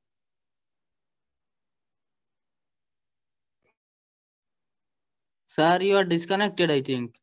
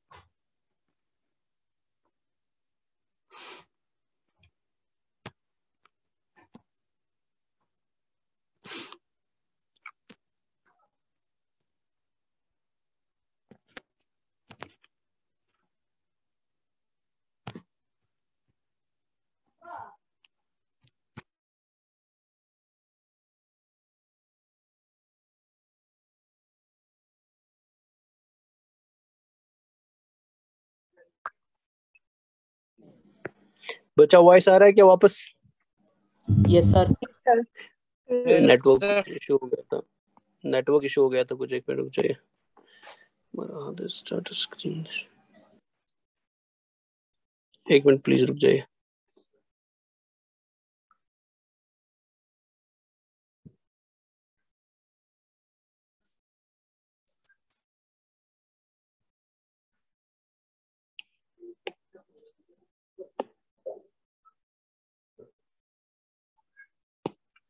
चलिए, तो स्क्रीन शेयर आगे हो रहा है सभी के साथ, तो हम आगे बढ़ते हैं। चलिए ग्रेट। तो मैं आपको दिखा रहा था ये वाली चीज, तो ये वाला अभी क्लियर हो गया ना बच्चा, पिनाकोडर्म क्या है, कोनोडर्म क्या है और मेसेनकाइम क्या है? This is clear to everyone now, इसमें किसी को कोई कंफ्यूजन तो नहीं है? नहीं सर। चलिए ग्रेट। तो देख लेते हैं हमने क्या लिखा था बुक के अंदर, या एनसीईआरटी ने क्या लिखा है इसके बारे में, वो एक बार देख लेते हैं।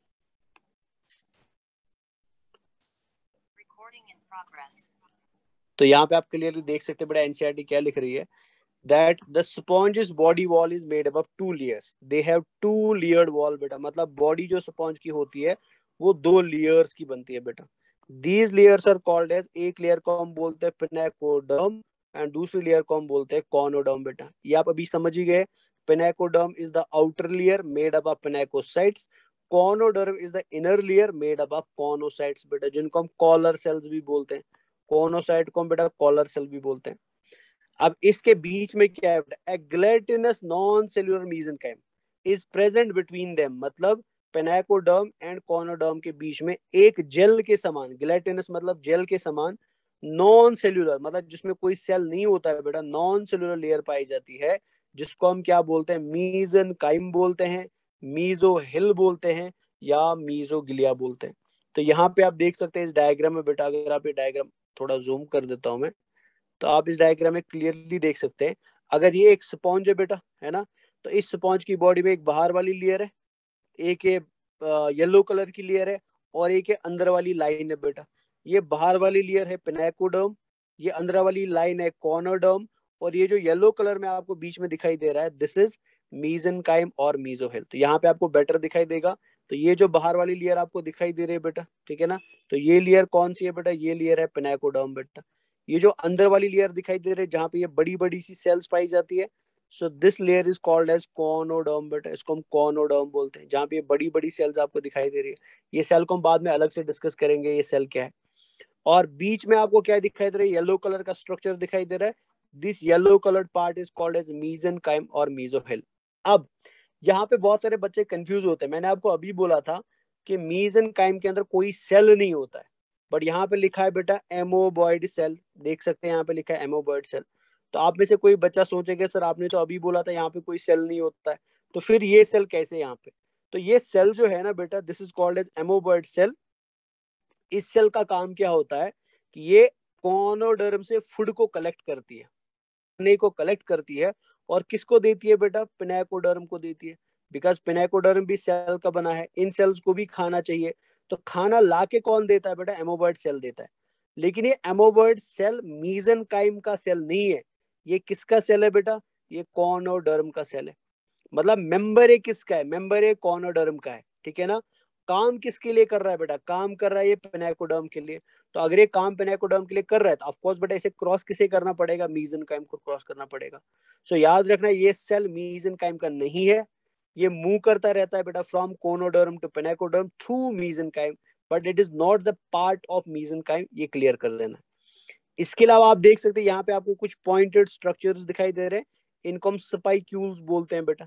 जैसे हमारी बॉडी के अंदर बेटा हड्डियां है, बोन्स है, which is skeleton of our body, जिसकी वजह से हमारी बॉडी बेटा शेप में रहती है, जिसकी वजह से हमारी मसल शेप में रहती है, उसको हम स्केलेटल बोलते हैं. जैसे हमारी बॉडी में बोन है, because Porifera is also animal, early animal है बेटा, इसमें हम बून नहीं बना पाए, तो बून के बदले बेटा हमने इसको क्या दे दिया, स्पाइक्यूल दे दिया. और वो कहाँ पे पाया जाता है, वो मेसेनकाइम के अंदर पाया जाता है, ठीक है ना. तो यहाँ पे भी आप ये सेम डायग्राम अगेन देख सकते हैं, अगर उसमें कोई कंफ्यूजन रहा आपको. तो ये आउटर लेयर है बेटा, this outer layer is called as pinacoderm. ये इनर लेयर की सेल्स है बेटा जिनको हम कॉनोडर्म बोलते हैं. ये एमोबॉइड सेल्स है, और ये क्या है बेटा, ये स्पाइक्यूल्स. क्लियर है बच्चा. तो ये हमारा बॉडी वॉल कंप्लीट हो जाता है यहाँ पे. तो यहाँ पे कुछ और डायग्राम्स भी है जो आप बाद में घर पे आराम से देखेंगे, तो आपको क्लियर जो कंफ्यूजन है बेटा वो और ज्यादा क्लियर हो जाएगा आफ्टर वाचिंग दीज डायग्राम्स बेटा, ठीक है. ये डायग्राम मैंने इसलिए ऐड कर रहा है ताकि डायग्राम को आप 2-4 बार देखोगे तो कोई कंफ्यूजन आपको बाद में देखने को नहीं. और ये नोट्स इंशाल्लाह आफ्टर द क्लास आपको ग्रुप में मिल जाएंगे, आप वहां से इनको सेव कर सकते हैं या स्क्रीनशॉट कर सकते हैं, जैसे भी आप सेव करना चाहे तो वैसा आप कर लेना बच्चा. तो यहाँ पे देख लीजिए अगेन सेम डायग्राम आपको दिखाई दे रहा है इधर, है ना, थोड़ा मॉडिफाइड डायग्राम है बच्चा. तो ये आउटर लेयर है, ये इनर लेयर है, this is pinacoderm, this is choanoderm. तो ध्यान से देख लो बेटा, कॉनोडर्म किसको फेस कर रहा है, कॉनोडर्म स्पॉन्जोसील को फेस कर रहा है. पिनेकोडर्म बेटा बाहर के एनवायरनमेंट को फेस कर रहा है. और इन बिटवीन क्या है बेटा, इन बिटवीन यहाँ पे एमोबॉइड सेल्स है, और ये बीच में क्या है बेटा, ये मेसेनकाइम है, ठीक है. इसके अलावा भी बहुत सारी सेल्स है, इसकी टेंशन मत लो आप. ये पिनेकोसाइट क्या है, पोरोसाइट क्या है, एमोबोसाइट क्या है, ये हम सारी सेल्स एक एक करके पढ़ने वाले हैं. पर डायग्राम अभी आप ओवरव्यू में देख लो बेटा, ताकि आपको कोई कंफ्यूजन बॉडी वॉल के लिए ना रहे बच्चा। तो चलिए आगे बढ़ते हैं। तो यहाँ पे कुछ इंपॉर्टेंट पॉइंट्स लिखे हुए जो एग्जाम में पूछे गए मल्टीपल टाइम्स, तो इनको एक बार आप देख लीजिए। तो पहला पॉइंट लिखा है बेटा, members of this phylum are commonly known as sponge. ये आप ऑलरेडी जान चुके हैं। They are generally marine. तो ये इंपॉर्टेंट लाइन है, यहाँ पे इंपॉर्टेंट पॉइंट है। तो याद रखना है बेटा कि हम वर्ड दो यूज करेंगे, या तो हम जनरल वर्ड यूज करते हैं या तो हम एक्सक्लूसिव वर्ड यूज करते हैं बेटा। एक्सक्लूसिव वर्ड यूज करते हैं। जहां पे मैं एक्सक्लूसिव वर्ड यूज करूंगा ना, तो दैट मीन्स बेटा वो खाली स्पेसिफिक उधर ही पाया जाता और कहीं नहीं पाया जाता। जहां पे मैं जनरल वर्ड यूज करूंगा, जनरल मतलब बेटा वो दो हैबिटेट्स में अलग अलग जगह पे मिलेगा आपको। जैसे यहाँ पे लिखा है दे आर जनरली मैराइन, तो मतलब अगर हमारी धरती के ऊपर टोटल 100 स्पॉन्ज है, टोटल 100 स्पॉन्ज है, तो 100 स्पॉन्ज में से 90 कहाँ पे मिलेंगे बेटा? 90 मैराइन एनवायरनमेंट में मिलेंगे। और बचे हुए 10 जो है बेटा वो कहाँ पे मिलेंगे? वो फ्रेश वाटर में मिलेंगे। फ्रेश वाटर में मतलब जितने भी स्पॉन्ज है बेटा वो पानी के अंदर ही मिलते हैं। कोई भी स्पॉन्ज आपको टेरेस्ट्रियल हैबिटेट में नहीं मिलेगा, कोई भी स्पॉन्ज आपको जमीन के ऊपर नहीं मिलेगा, लैंड के ऊपर नहीं मिलेगा बेटा। All the sponge are present in water. अब वाटर में वो दो जगह मिल सकते हैं, या तो वो मैराइन वाटर में मिल सकते हैं या तो फ्रेश वाटर में मिल सकते हैं। ठीक है ना। और ये मेरे को बताने की जरूरत नहीं है बेटा, आप 11th के बच्चे, आपको पता है मैराइन एंड फ्रेश वाटर में क्या डिफरेंस होता है। मैराइन में बेटा सॉल्ट कॉन्सेंट्रेशन ज्यादा होती है, फ्रेश वाटर में सॉल्ट कॉन्सेंट्रेशन कम होती है। जो हम पानी पीते हैं बेटा एवरीडे वो फ्रेश वाटर होता है, जिसे हम नहाने के लिए यूज करते हैं वो फ्रेश वाटर होता है, जिसे हम जमीन में यूज करते हैं, अपने फार्म्स में यूज करते हैं वो फ्रेश वाटर होता है। और ओशंस के अंदर जो वाटर होता है ना, वो कौन सा वाटर होता है? वो मैराइन वाटर होता है। तो हमारे स्पॉन्ज बेटा मोस्टली कहाँ पे मिलते हैं? मैराइन वाटर के अंदर मिलते हैं। लेकिन इसका एक्सेप्शन है बेटा, और एक्सेप्शन क्या है? स्पॉन्जिला एंड एफिडाइटिया बेटा। तो ये एग्जाम का क्वेश्चन याद रखेंगे। स्पॉन्जिला एंड एफिडाइटिया दो ऐसे स्पॉन्ज होते हैं जो मैराइन वाटर के अंदर नहीं मिलते हैं, बल्कि कहाँ पे मिलते हैं बेटा? फ्रेश वाटर के अंदर मिलते हैं। ये एग्जाम का इंपॉर्टेंट क्वेश्चन है, याद रखेंगे। ये हम ऑलरेडी पढ़ चुके हैं बेटा। स्पॉन्ज मोस्टली क्या होते हैं? एसिमेट्रिकल होते हैं। ऑलरेडी बता चुका हूं आपको, स्पॉन्ज एसिमेट्रिकल होते हैं। यहाँ पे वर्ड एनसीईआरटी ने लिखा मोस्टली एसिमेट्रिकल। मोस्टली का मतलब वो सबके सब एसिमेट्रिकल नहीं है, मैक्सिमम एसिमेट्रिकल है, बट सबके सब एसिमेट्रिकल नहीं है। तो एनसीईआरटी आपको हिंट दे रहा है बेटा कि आप उसके बारे में भी पता करो जो सिमेट्रिकल होता है, और वही मैं एग्जाम में आपसे पूछूंगा। और वो कौन है बेटा? वो साइकॉन है। साइकॉन एक ऐसा, साइकॉन और ल्यूकोसॉल्डिया दो पॉइंट्स होते हैं जो नेचर में कैसे होते हैं? रेडियली सिमेट्रिकल होते हैं। ऑल्दो ऑल द स्पॉन्ज या maximum sponge are asymmetrical, but asymmetrical होने के बावजूद इसका एक्सेप्शन है। जो सिमेट्रिकल स्पॉन्ज होते हैं बेटा उसमें कौन आता है? साइकॉन आता है एंड ल्यूकोसॉलिनिया आता है बेटा। तो दो स्पॉन्ज याद रखना है जो सिमेट्रिकल होते हैं, one is sycon and another is leucosolenia. Next line लिखा है एनसीईआरटी में, they are primitive multicellular animals. Primitive multicellular animal का मतलब क्या हो? मैंने आपको पहले ही बोला, एनिमल दो प्रकार के, यूनिसेल्युलर एंड मल्टीसेलुलर।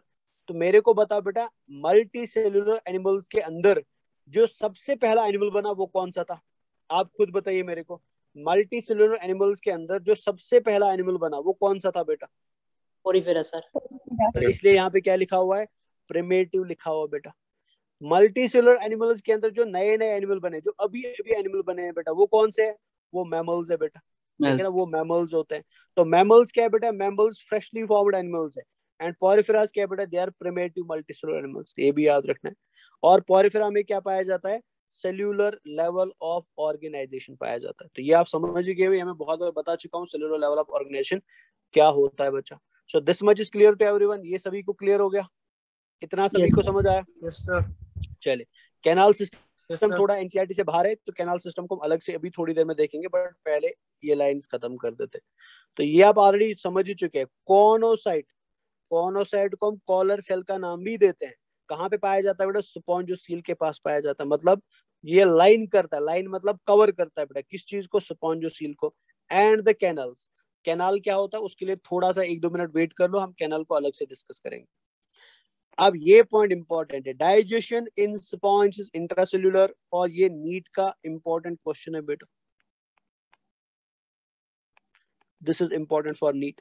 तो मतलब पॉरीफेरा के अंदर जब ये पॉरीफेरा खाना खाते, ठीक है ना, तो खाना खाने के बाद बेटा ये उसको स्पॉन्जोसील के अंदर डाइजेस्ट नहीं कर पाते। जैसे मैंने आपको अभी एक डायग्राम दिखाया था, ये मान लीजिए इधर ये हमारा पोरिफेरा है बेटा, ठीक है ना।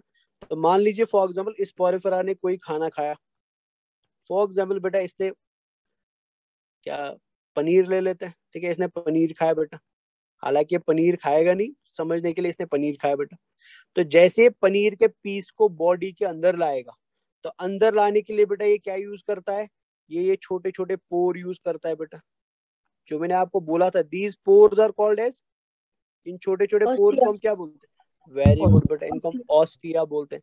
तो इसने पनीर का पीस बेटा ऑस्टिया से अंदर लाया, और ऑस्टिया से अंदर लाने के बाद उसको कहाँ पे डालेगा, इस स्पेस में डालेगा बेटा। This space is called as spongocoel, और इसको एट्रियम भी बोलते हैं। This is called as spongocoel और एट्रियम बेटा। अब यहाँ पे ध्यान से सुन लेना, अगर पोरिफेरा इस फूड को या इस पनीर के टुकड़े को डाइजेस्ट करता, डाइजेस्ट मतलब बेटा इसको तोड़ देता, इसको ब्रेक करता विद इन द सेल्स, ठीक है ना। विद इन द सेल का मतलब हुआ, sorry not within the cell, between the cells बेटा, अगेन मैं वर्ड यूज कर रहा हूं। अगर ये पोरिफेरा इस पनीर के टुकड़े को, ठीक है, इस पनीर के टुकड़े को ऑस्टिया से अंदर लाने के बाद स्पॉन्जोसील में ले आता, और स्पॉन्जोसील के अंदर इस पनीर के टुकड़े को बिटवीन द सेल्स डाइजेस्ट करता। बिटवीन द सेल का मतलब हुआ ये एक लेयर है सेल का, ये दूसरा लेयर है सेल का, तो डाइजेशन बेटा इस लेयर ऑफ सेल के बिटवीन होता। आप समझ गए ना, ऐसी डाइजेशन को हम बोलते हैं बेटा एक्स्ट्रा सेल्यूलर डाइजेशन बेटा। मतलब सेल के अंदर डाइजेशन नहीं हो रहा है, but between the cells digestion हो रहा है बेटा। सुन लेना इसको ध्यान से। बट पोरिफेरा करता क्या है बेटा, पोरिफेरा जैसे इस पनीर के टुकड़े को अंदर लाएगा ना, अंदर लाने के बाद स्पॉन्जोसील में लाएगा, स्पॉन्जोसील में लाने के बाद इस पनीर के टुकड़े को, ये छोटे छोटे थ्रेड लाइक स्ट्रक्चर जो आपको दिखाई दे रहे हैं, दे आर फ्लैजुला बेटा। तो ये फ्लैजुला इस पनीर के टुकड़े को पकड़ेंगे, और पकड़ने के बाद ये इसको इस सेल के अंदर लाएंगे बेटा। This cell is called as, कोई सेल का नाम बता सकता है, this cell is called as choanocytes. Very good बेटा, this is called as choanocyte बेटा। तो मतलब डाइजेशन ऑफ फूड जो पोरिफेरा के अंदर हो रहा है, वो बिटवीन द सेल हो रहा है कि विद इन द सेल हो रहा है, आप खुद बताइए बेटा। Is digestion occurring between the cell और within the cell? Within the cell हो रहा है बेटा, सेल के अंदर हो रहा है ना। मैंने आपको बोला पनीर पहले इधर आया, बिटवीन द सेल आया, बट यहाँ पे कोई डाइजेशन नहीं हो रहा है। डाइजेशन कहाँ पे किया जा रहा है बेटा, इस सेल के अंदर, कोनोसाइट के अंदर किया जा रहा है। लेकिन उस फूड को कोनोसाइट में कौन ला रहा है, ये फ्लैजुला ला रहा है। So that means digestion finally कहाँ पे हो रहा है बेटा, इनसाइड द सेल हो रहा है, नॉट आउटसाइड द सेल बेटा। सो दिस डाइजेशन जो सेल के अंदर हो जाए, सेल के बाहर ना हो जाए बेटा, this digestion is called as intracellular digestion बेटा। और यहाँ पे डाइजेशन वाली सेल कौन सी है, उस सेल का नाम बताइए। The digestive cell in the Porifera is, उसका नाम क्या है बेटा, उसका नाम कॉर्नोसाइट बेटा। क्लियर हो गया कॉन्सेप्ट? ये समझ आया? अच्छा मेरे को अगर आपको एक कॉन्सेप्ट समझ आया, मेरे को बताइए। मैं अभी पिज्जा खाऊंगा बेटा, ठीक है, मैंने पिज्जा ऑर्डर किया, अभी मेरे पास पिज्जा पहुंचेगा, और मैं 1 बजे पिज्जा खाऊंगा।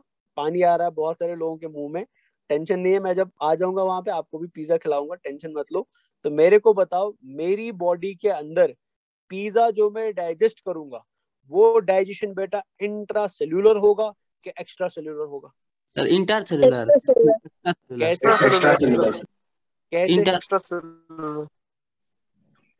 चले कैसे बताओ जल्दी। Because it is inside our stomach, not in the cell. देखो, जिसने इंट्रा सेल्यूलर बोला बेटा, इंट्रा सेल्यूलर बोला वो गलत बोला, जिसने एक्स्ट्रा सेल्यूलर बोला एकदम सही बोला। अब क्यों मैं ऐसा बोल रहा हूँ, ध्यान से देख लीजिए।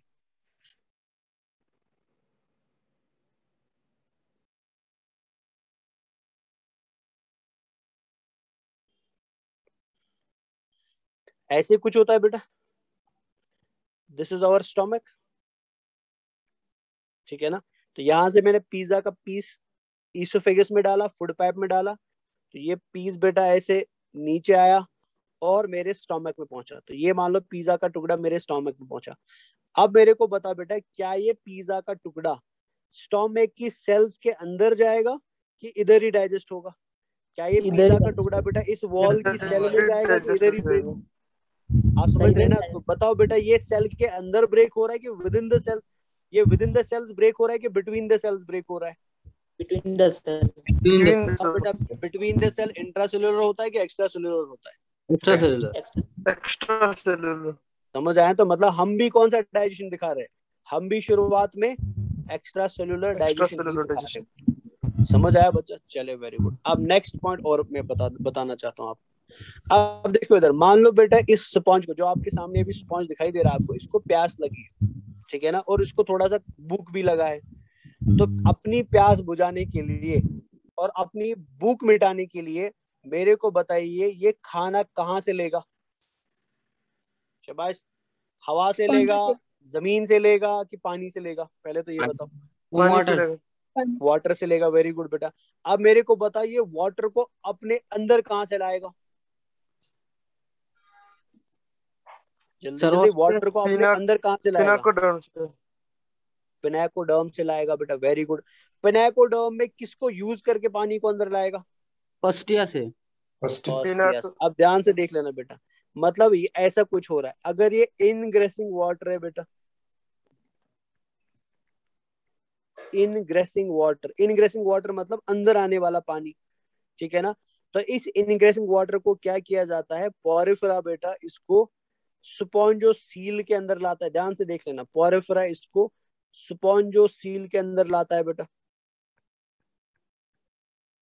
पोरिफेरा ने पानी को स्पॉन्जोसील के अंदर लाया, लेकिन पानी को अंदर लाने के लिए बेटा उसने किसको यूज किया? उसने ऑस्टिया को यूज किया बेटा। और ऑस्टिया कहाँ पे था? ऑस्टिया पिनाकोडर्म के ऊपर था बेटा। और ऑस्टिया कैसे बनता है वो हम बाद में देखें, इसको भी सेल बनाती है, वो हम बाद में देखें उन सेल्स को क्या बोला जाता है। तो मतलब बाहर वाला पानी स्पॉन्जोसील के अंदर आया थ्रू ऑस्टिया बेटा। तो मेरे को बता, ऑस्टिया यहाँ पे एज माउथ एक्ट कर रहा है या एज एनस एक्ट का? Although it is not mouth और एनस बेटा, बट ये एक्ट कैसे कर रहा है? Acts like mouth. Acts like mouth बेटा, वेरी गुड। अब स्पॉन्जोसील के अंदर जो पानी आता है ना, उसके अंदर बहुत सारा फूड होता है, उसके अंदर बहुत सारा ऑर्गेनिक मैटर होता है। बिकॉज समुद्र के अंदर बेटा जो समुद्र का पानी होता है, ऑल्दो वो सॉल्टी वाटर है, but that is filled with organic matter. Because सारा कुछ जो धरती का जो वेस्टेज है, जो फूड है, जो डेड मटेरियल है, वो जमा कहाँ पे होता है बेटा? समुद्र के अंदर जमा होता है। तो समुद्र के पानी में ऑर्गेनिक मैटर मतलब कार्बोहाइड्रेट, प्रोटीन, फैट, वो बहुत ज्यादा होता है। तो इस पर्टिकुलर ऑर्गेनिक मैटर को यूज कौन करते हैं बेटा? इसको पोरिफेरा यूज करते हैं, सीलेंट्रेटा यूज करते हैं, टीनोफोर्स यूज करते हैं, डैश एंड डैश। तो ये ऑर्गेनिक मैटर को अंदर लाने के लिए बेटा पोरिफेरा ने क्या किया? इसने अपने ऑस्टिया को यूज किया और ऑस्टिया से पूरी पानी को अंदर खींचा। जैसे पूरा पानी बेटा अलग अलग पोर से, इधर से भी पानी अंदर आ रहा है, इधर से भी आ रहा है, इधर से भी आ रहा है, दिस एंड दिस। तो हर टाइम बेटा जब पानी अंदर आता है ना, पानी अकेले अंदर नहीं आता है, वो अपने साथ बहुत सारा खाना लेके आता है, बहुत सारा ऑर्गेनिक मैटर लेके आता है। जैसे ऑर्गेनिक मैटर वाला पानी जमा होने लगता है स्पॉन्जोसील के अंदर, ध्यान से सुन लेना, जैसे ही ये पानी which is filled with organic matter बेटा ये जमा होने लगता है स्पॉन्जोसील के अंदर, और इस स्पॉन्जोसील के अंदर जो पानी है ना, उससे फूड को निकालने का काम, उससे फूड को एक्सट्रैक्ट करने का काम किसका होता है बेटा? कॉनोसाइट्स का होता है। अब कॉनोसाइट के पास हाथ तो है नहीं कि वो अपने हाथ से पकड़ेंगे फूड को और अंदर ले आएंगे। हाथ के बदले बेटा ऊपर वाले ने इनको क्या दिया? फ्लैजिला दिया है बेटा। मतलब स्पॉन्जोसील के अंदर जो वाटर है which is filled with organic matter, उसके अंदर बहुत सारा खाना है, उस खाने को एक्सट्रैक्ट करने का काम किसका होता है? कॉनोसाइट्स का होता है। और कॉनोसाइट में वो काम किसका होता है? फ्लैजिला का होता है। अब इमेजिन कर लो बेटा, आपने 1 सेकंड के लिए, 1 मिनट के लिए, 10 मिनट के लिए पानी को यहाँ पे रोके रखा, और जब पानी यहाँ पे रुकेगा तो ऑटोमेटिकली बेटा हम उससे फूड निकालेंगे। और जैसे आपने पानी से फूड निकाला, तो मेरे को बताइए बेटा, क्या ये पानी स्पॉन्जोसील में ही रहना चाहिए या हमें इसे बाहर निकालना चाहिए? क्या करना चाहिए? ये ऊपर से बाहर निकल जाएगा। वेरी गुड बच्चा। तो बिकॉज हमने पानी से पूरा फूड, पूरा ऑर्गेनिक मैटर एक्सट्रैक्ट कर दिया है, तो अब हमें इस पानी का कोई जरूरत नहीं है बेटा, हमें ये पानी चाहिए नहीं। तो ऐसे पानी को हम क्या करते हैं? इस बड़ी वाली ओपनिंग से, जिसको हम क्या बोलते हैं? जिसको हम शाबाश ऑस्क्यूलम बोलते हैं बेटा। इस ऑस्क्यूलम से पूरा पानी क्या आ जाता? बाहर आ जाता है। जैसे पानी बाहर आ गया तो ऑटोमेटिकली स्पॉन्जोसील खाली हो गया, जैसे स्पॉन्जोसील खाली होगा तो ऑटोमेटिकली बाहर वाला पानी फिर से अंदर आएगा। तो मतलब ये है बेटा कि फ्लो ऑफ वाटर जो एक पोरिफेरा की बॉडी के अंदर होता है उसका पैटर्न क्या है बेटा? तो उसका पैटर्न ये है कि इनग्रेसिंग वाटर स्पॉन्जोसील में आएगा थ्रू ऑस्टिया बेटा, और ऑस्टिया से बेटा ये पानी जो है ये टू आउटसाइड जाएगा, मतलब वापस बाहर जाएगा बेटा। किसके थ्रू? किसके थ्रू बेटा? शाबाश, ऑस्क्यूलम के थ्रू बेटा। समझ आई कि नहीं समझ आई? बात समझ आई मेरी? अब मैंने ये कहानी आपको क्यों सुनाई बेटा, अब ध्यान से सुन लेना। ये जो आप यहाँ पे देख रहे हैं बेटा, method of water flow through the sponge, कि एक स्पॉन्ज की बॉडी के अंदर से पानी कैसे फ्लो करता है, पानी कैसे बहता है। स्क्रीन की तरफ देखो बेटी, बाहर नहीं देखना है, बाहर के फूल वूल लगे हैं पार्क में, स्क्रीन की तरफ फोकस करो, बाहर कुछ नहीं है।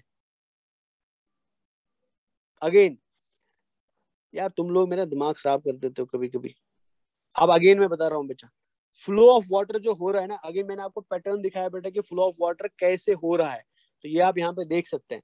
अब मैंने क्यों आपको बताया था, because this pattern of flow of water बेटा, कि एक पोरिफेरा की बॉडी के अंदर पानी किस मेथड से फ्लो कर रहा है, कैसे फ्लो कर रहा है बेटा, कैसे अंदर से बाहर आ रहा है या बाहर से अंदर जा रहा है, this method of water flow through the sponge is known as canal system बेटा। इसी को तो हम कैनाल सिस्टम बोलते हैं।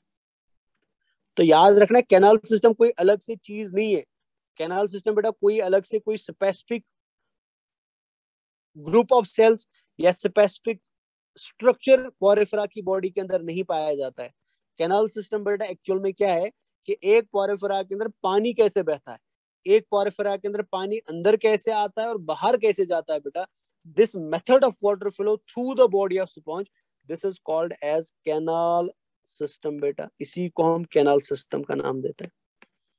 क्लियर हुआ कैनाल सिस्टम किसे बोलते हैं? तो रटने वाली बात है, एक पोरिफेरा में कैनाल सिस्टम होता है, फिर पता ही नहीं होता बच्चों को कैनाल सिस्टम क्या है। तो canal system is clear to everyone बेटा? This much is clear? चलिए अब मैं वापस आता हूँ, जो चीज मैं पीछे छोड़ दिया था अभी उस पे मैं वापस आता हूँ बेटा। ये हमने छोड़ दिया था बीच में, तो अभी हम इस पे वापस आते हैं। तो यहाँ पे आप देख सकते हैं बेटा, canal system refers to the method of water flow throughout the sponge बेटा। एक स्पॉन्ज के अंदर से पानी कैसे फ्लो करता है, पानी कैसे बहता है, उसी को हम क्या नाम देते हैं? उसे हम कैनाल सिस्टम नाम देते। और नीट के अंदर बहुत बार कैनाल सिस्टम पे क्वेश्चन पूछा गया है, हालांकि एनसीईआरटी ने उसको बड़ा चढ़ा के नहीं बताया है, बट आप देखोगे बेटा अगर आपके पास कोई ऑब्जेक्टिव बुक है या पुराने पेपर्स है, ये क्वेश्चन आपको मिलेंगे वहां पे। तो इसलिए इसको ध्यान से समझ लेना और याद भी रखना। पोरिफेरा के अंदर कैनाल सिस्टम 3 प्रकार का होता है। एक होता है बेटा एस्केनाइड कैनाल सिस्टम, यहाँ पे देख लीजिए इधर एस्केनाइड कैनाल सिस्टम, या इसको हम बेटा एस्कन टाइप कैनाल सिस्टम भी बोलते हैं। This is also called as ascon type.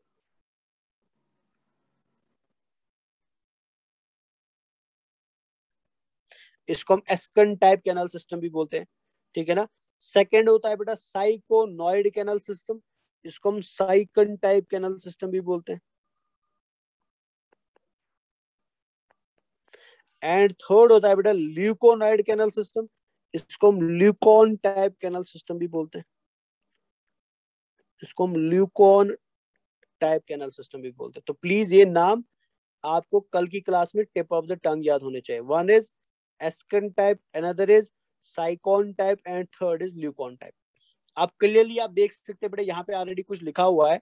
एस्कन type सीधा साधा है, मतलब सिंपल कैनाल सिस्टम है। साइकोनॉइड बेटा एडवांस्ड कैनाल सिस्टम है, एंड ल्यूकोनॉइड सबसे कॉम्प्लेक्स कैनाल सिस्टम। मतलब यहाँ पे पानी सिंपल तरीके से बहेगा, यहाँ पे थोड़ी बहुत कुछ एडवांसमेंट आएगी बेटा, कुछ एक्स्ट्रा चीजें आएंगी जहां से पानी बहेगा। एंड सबसे कॉम्प्लेक्स तरीका कौन होता है बेटा? ल्यूकोनॉइड होता है। अब इसमें क्या लिखा है उस पर हम नहीं जाते हैं, हम डायरेक्टली डायग्राम पे जाते हैं और डायग्राम में समझने की कोशिश करते हैं कि एस्कन टाइप को सिंपल क्यों बोला जाता है, साइकन टाइप को एडवांस क्यों बोला जाता है, एंड ल्यूकॉन टाइप को कॉम्प्लेक्स क्यों बोला जाता है। एक बार आप डायग्राम देखोगे ना तो ये सारी चीजें आपको ऑटोमेटिकली क्लियर हो जाएगी। तो सबसे पहले मैं बात करता हूँ बेटा किसकी? एस्कन टाइप कैनाल सिस्टम की, ठीक है ना बच्चा। तो एस्कन टाइप कैनाल सिस्टम क्या होता है? तो मैं एक डायग्राम ड्रॉ करता हूँ इधर, चलो इधर यही देख लीजिए, ये वाली डायग्राम देख लीजिए बेटा। This is ascon type canal system. Ascon type, अच्छा मेरे को बताइए इस डायग्राम में मैं हटा देता हूँ यहाँ से। मेरे को बताइए बेटा इस डायग्राम में वाटर फ्लो का मेथड क्या है, जल्दी जल्दी बताइए। चलो मैं किसी स्पेसिफिक से पूछ लेता हूँ आप में से। रुक है, मैं जो पतरगंडी वाला क्लासरूम है, उस क्लासरूम में जो सबसे आगे बच्ची बैठी हुई है, जिसको मैंने डांटा था अभी थोड़ी देर पहले, वही इसका आंसर करेगी बच्चा। चलो अपना नाम भी बताओ माइक पे और इसका आंसर भी करो।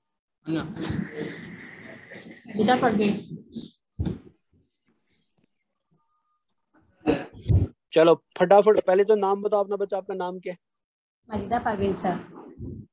ओके, तो परवीन मेरे को बच्चा बताओ कि इस पर्टिकुलर डायग्राम में जो आपको डायग्राम दिखाई दे रहा है, मैं आपको ऑलरेडी बता रहा हूँ बेटा, दिस डायग्राम इज फॉर, शाबाश, कौन सा कैनाल सिस्टम है?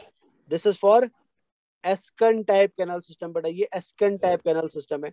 तो मेरे को बताओ इस डायग्राम में पानी का जो फ्लो का मेथड है वो कैसा है, पैटर्न बताओ उसका। ऑस्टिया से अंदर आता है और ऑस्क्यूलम से बाहर निकलता है इसका। वेरी गुड बेटा, मतलब हम ऐसे लिख सकते हैं कि सबसे पहले इनग्रेसिंग वाटर है। वेरी गुड बच्चा, इनग्रेसिंग वाटर है। तो इनग्रेसिंग वाटर कहाँ पे आया? स्पॉन्जो सील में आया। और स्पॉन्जो सील का कहाँ चला गया बेटा? आउटसाइड चला गया। और क्या यूज किया? एक साइड में ऑस्टिया यूज किया और दूसरे साइड में ऑस्क्यूलम। तो अगर ध्यान से सुन लेना बेटा, अगर ऐसा पैटर्न ऑफ वाटर फ्लो है या अगर ऐसा मेथड ऑफ वाटर फ्लो है बेटा, this method of water flow is called as ascon type canal system बेटा। इसी को हम एस्कॉन टाइप कैनाल सिस्टम बोलते हैं। सिंपल है कि नहीं है, पहले ये बताओ, सिंपल है कि नहीं है? हाँ सर, सिंपल। इसीलिए इसको Yes, बेटा sir. Simple type canal system बोला जाता है। क्लियर हुआ कि नहीं हुआ? Yes sir. अब देखो, अब ये और ज्यादा क्लियर हो जाएगा जब आप सेकंड वाला देखेंगे। अब ये और क्लियर हो जाएगा जब आप सेकंड वाला देखेंगे बेटा। तो पहले तो ये देख लीजिए, मैंने इसका यहाँ पे फ्लो चार्ट बना के रखा हुआ है, इसको प्लीज याद रख लेना। तो इसका फ्लो चार्ट क्या है बेटा? ये इनग्रेसिंग वाटर है। इनग्रेसिंग वाटर बेटा अंदर आ रहा है किसके थ्रू? इस पोर के थ्रू बेटा, जिस पोर को हम ऑस्टिया बोलते हैं। और फिर ये जमा हो रहा है बेटा स्पॉन्जोसील के अंदर, फिर स्पॉन्जोसील से बाहर जा रहा है बेटा। तो यहाँ पे जो सिंपल कैनल सिस्टम आपको दिखाई दे रहा है, this is ascon type canal system. और इसका एग्जाम्पल एग्जाम के लिए वेरी वेरी इंपॉर्टेंट है। और एग्जाम्पल है बेटा क्या? ल्यूकोसोलिनिया बेटा, ल्यूकोसोलिनिया बेटा। एग्जाम्पल है इसका ल्यूकोसोलिनिया। तो अगर आपसे एग्जाम में क्वेश्चन पूछे ascon type canal system is found in, तो याद रखना बेटा ल्यूकोसोलिनिया में पाया जाता है। समझ आई बात की नहीं समझ आई? क्लियर हो गया ये? चलो अब देखो इधर बेटा, अब पहले तो डायग्राम ही देख लो। मतलब ये मत देखो क्या लिखा है क्या नहीं लिखा है। ये डायग्राम ए है और ये डायग्राम बी है। तो आपको बेटा कॉम्प्लेक्स डायग्राम कौन सी दिखाई दे रही है, ए कि बी? बी। आप देखो इसमें कॉम्प्लेक्सिटी क्या है। मैं थोड़ा इसको जूम कर रहा हूँ ताकि आपको अच्छे से दिखाई दे। चले, इतना ये जूम हो सकता है। अब ध्यान से देख लेना बच्चा, ये हमारा स्पॉन्जोसील है जो आपको क्लियरली दिखाई दे रहा है। स्पॉन्जोसील यहाँ पे है बेटा। तो हमें पानी को कहाँ पे लाना है? हमें पानी को स्पॉन्जोसील में लाना है। लेकिन इन case of sycon type canal system, ये साइकोन टाइप कैनाल सिस्टम है, पानी जो स्पॉन्जोसील के अंदर आता है ना, वो खाली ऑस्टिया से नहीं आता है, वो कुछ और जगह से भी आता है बेटा। ध्यान से सुन लेना मेरी बात। यहाँ पे जो पानी स्पॉन्जोसील के अंदर आता है, एस्कॉन टाइप के अंदर आपने देखा था पानी बेटा खाली ऑस्टिया से अंदर आता है। लेकिन साइकोन टाइप के अंदर पानी स्पॉन्जोसील के अंदर खाली ऑस्टिया से नहीं आता है, बट ऑस्टिया के अलावा कुछ और जगह से भी आता है। तो वो जगह कौन सी है बेटा, वो आपको याद रखना है, उसका नाम याद रखना है, उसके साथ हमारा साइकोन टाइप खत्म हो जाएगा। तो कहाँ से आता तो पहले वो देख लीजिए बेटा। एक पोर्शन को मैं यहाँ पे हाईलाइट कर रहा हूँ, अगर ये हाईलाइट हो रहा है आपकी स्क्रीन पे, तो एक पोर्शन को मैंने यहाँ पे हाईलाइट कर दिया। अब इस पोर्शन में आप ध्यान से देख लीजिए, यहाँ पे कुछ पोर्स बेटा, अगर मैं यहाँ पे एक लाइन खींचू ना, मान लीजिए पोरिफेरा की बॉडी है, ये मान लीजिए ये ऐसे पोरिफेरा की बॉडी है बेटा, ऐसे है ना। तो इस बॉडी में आपको एक पोर इधर दिखाई दे रहा है और कुछ पोर्स बेटा आपको इधर से भी दिखाई दे रहा है। अगर मैं हाईलाइट कर दूं इधर, तो ये बेटा आपको एक पोर दिखाई दे रहा है जिसको मैंने रेड से हाईलाइट कर दिया, और कुछ पोर्स बेटा आपको इधर से भी दिखाई दे रहे हैं, इधर से भी दिखाई दे रहे हैं। तो ये जो पोर बेटा आपकी बॉडी के डायरेक्ट वॉल पे दिखाई दे, अगर ये बॉडी का वॉल ऐसे है ना, और ये बॉडी का बेंड बेटा ऐसे है, तो जो पोर्स आपको बॉडी के डायरेक्ट वॉल पे दिखाई देते हैं ना, इनको हम ऑस्टिया बोलते हैं। They are called as ostia. इसे हम ऑस्टिया बोलते हैं बेटा। और जो पोर्स आपको बेंड में दिखाई दे रहे हैं, बेंड का मतलब हुआ बेटा ये जो यहाँ पे पोर आपको दिखाई दे, मैं रेड कलर में बना, जो पोर्स आपको बेटा इस बेंड पे दिखाई देते हैं ना, इनको हम ऑस्टिया नहीं बोलते हैं, इनको हम नाम देते हैं बेटा प्रोसोपाइल बेटा। They are called as prosopyle बेटा। अब मैं ये क्यों बता रहा हूँ आपको, ध्यान से देख लीजिए इधर। पोरिफेरा के अंदर जिनके पास साइकन टाइप कैनाल सिस्टम होता है, स्पॉन्जोसील के अंदर जो पानी आता है ना बेटा, वो दो पोर से आता है। एक तो वो डायरेक्टली इस पोर से आएगा which is called as ostia, है ना, और दूसरा वो इस पोर से आएगा which is called as prosopyle बेटा। मतलब entry of ingressing water, entry of ingressing water occurs by two methods बेटा। पहला मेथड है ऑस्टिया और दूसरा मेथड है प्रोसोपाइल बेटा। क्लियर है ना। अब और एक चीज यहाँ पे याद रखनी, इस डायग्राम में बेटा आपको और एक चीज दिखाई दे रही है कि ये पोरिफेरा की बॉडी में एक बेंड है। मतलब अगर मैं इसको ऐसे बना लूं तो अगर इधर पोर है दैट इज ऑस्टिया, अगर इधर पोर है दैट इज प्रोसोपाइल। लेकिन प्रोसोपाइल के अंदर जो पानी आता है ना, वो इस डिप्रेशन के थ्रू आता है। मतलब पानी इधर से पहले आएगा, वो डायरेक्टली प्रोसोपाइल में नहीं जाएगा, पानी पहले जमा होगा बेटा इधर इस पर्टिकुलर डिप्रेशन में। This depression is called as incurrent canal बेटा। This is called as incurrent canal बेटा, इसको हम इन करंट कैनल बोलते हैं।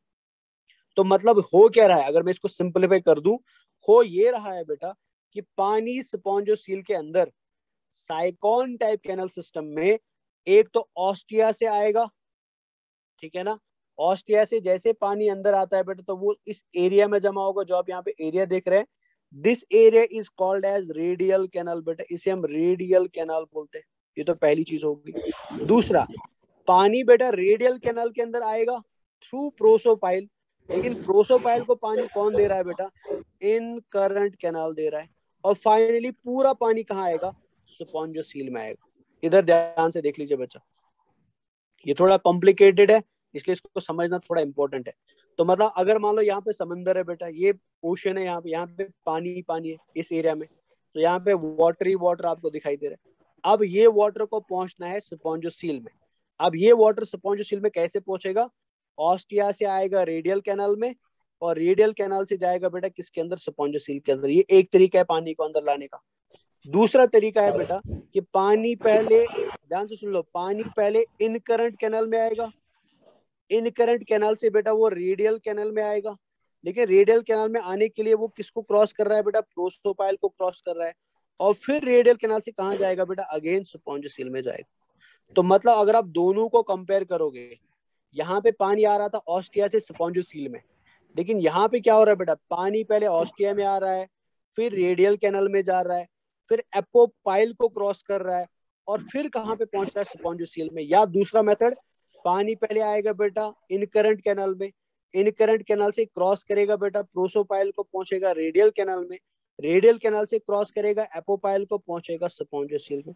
सो this method is called as sycon type canal system. ये समझ आया बच्चा? कि ऑनेस्टली बता देना समझ आया कि नहीं समझ आया। अगर नहीं समझ में फिर से एक्सप्लेन करूंगा अलग से डायग्राम ड्रॉ करके। समझ आया कि नहीं समझ आया? Sir, first the water, I think, come contact with in current canal. There's देखो देखो देखो, सुनो सुनो बेटा, मेरे को चेहरा देख के समझ आ रहा है कि कुछ लोगों को समझ नहीं आया। मैं फिर से दिखा रहा हूँ, मैं अब अलग डायग्राम ड्रॉ करके दिखा रहा हूँ। मान लीजिए ये मेरा स्पॉन्ज है, ध्यान से देख लेना। ये स्पॉन्ज की बॉडी कैसी होती है बेटा, ये स्लाइटली कर्व्ड बॉडी होती है। ये हमारा स्पॉन्ज है, ध्यान से देख लेना। मान लीजिए ये दिस इज आवर स्पॉन्ज बेटा, तो ये इसकी बॉडी स्लाइटली कर्व्ड है, ध्यान से देख लेना। ये इसकी बॉडी ऐसी है, कर्व्ड बॉडी बेटा। ये एक टर्न है, ये दूसरा टर्न है, तो इधर से भी ऐसी कर्व्ड बॉडी होगी।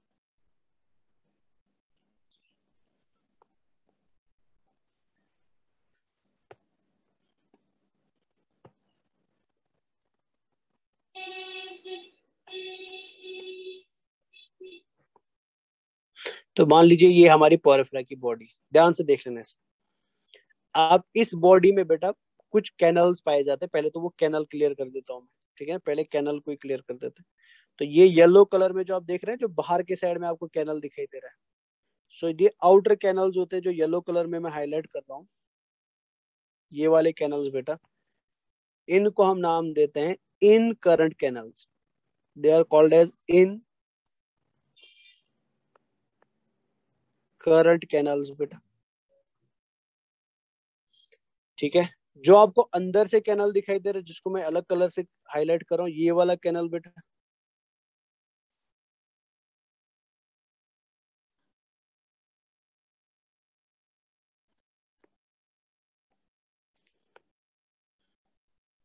ये वाले कैनल जो आपको दिखाई दे रहे हैं they are called as radial canals बेटा। इसको हम रेडियल कैनल, इसको मैं इधर हाईलाइट कर, they are called as radial canals.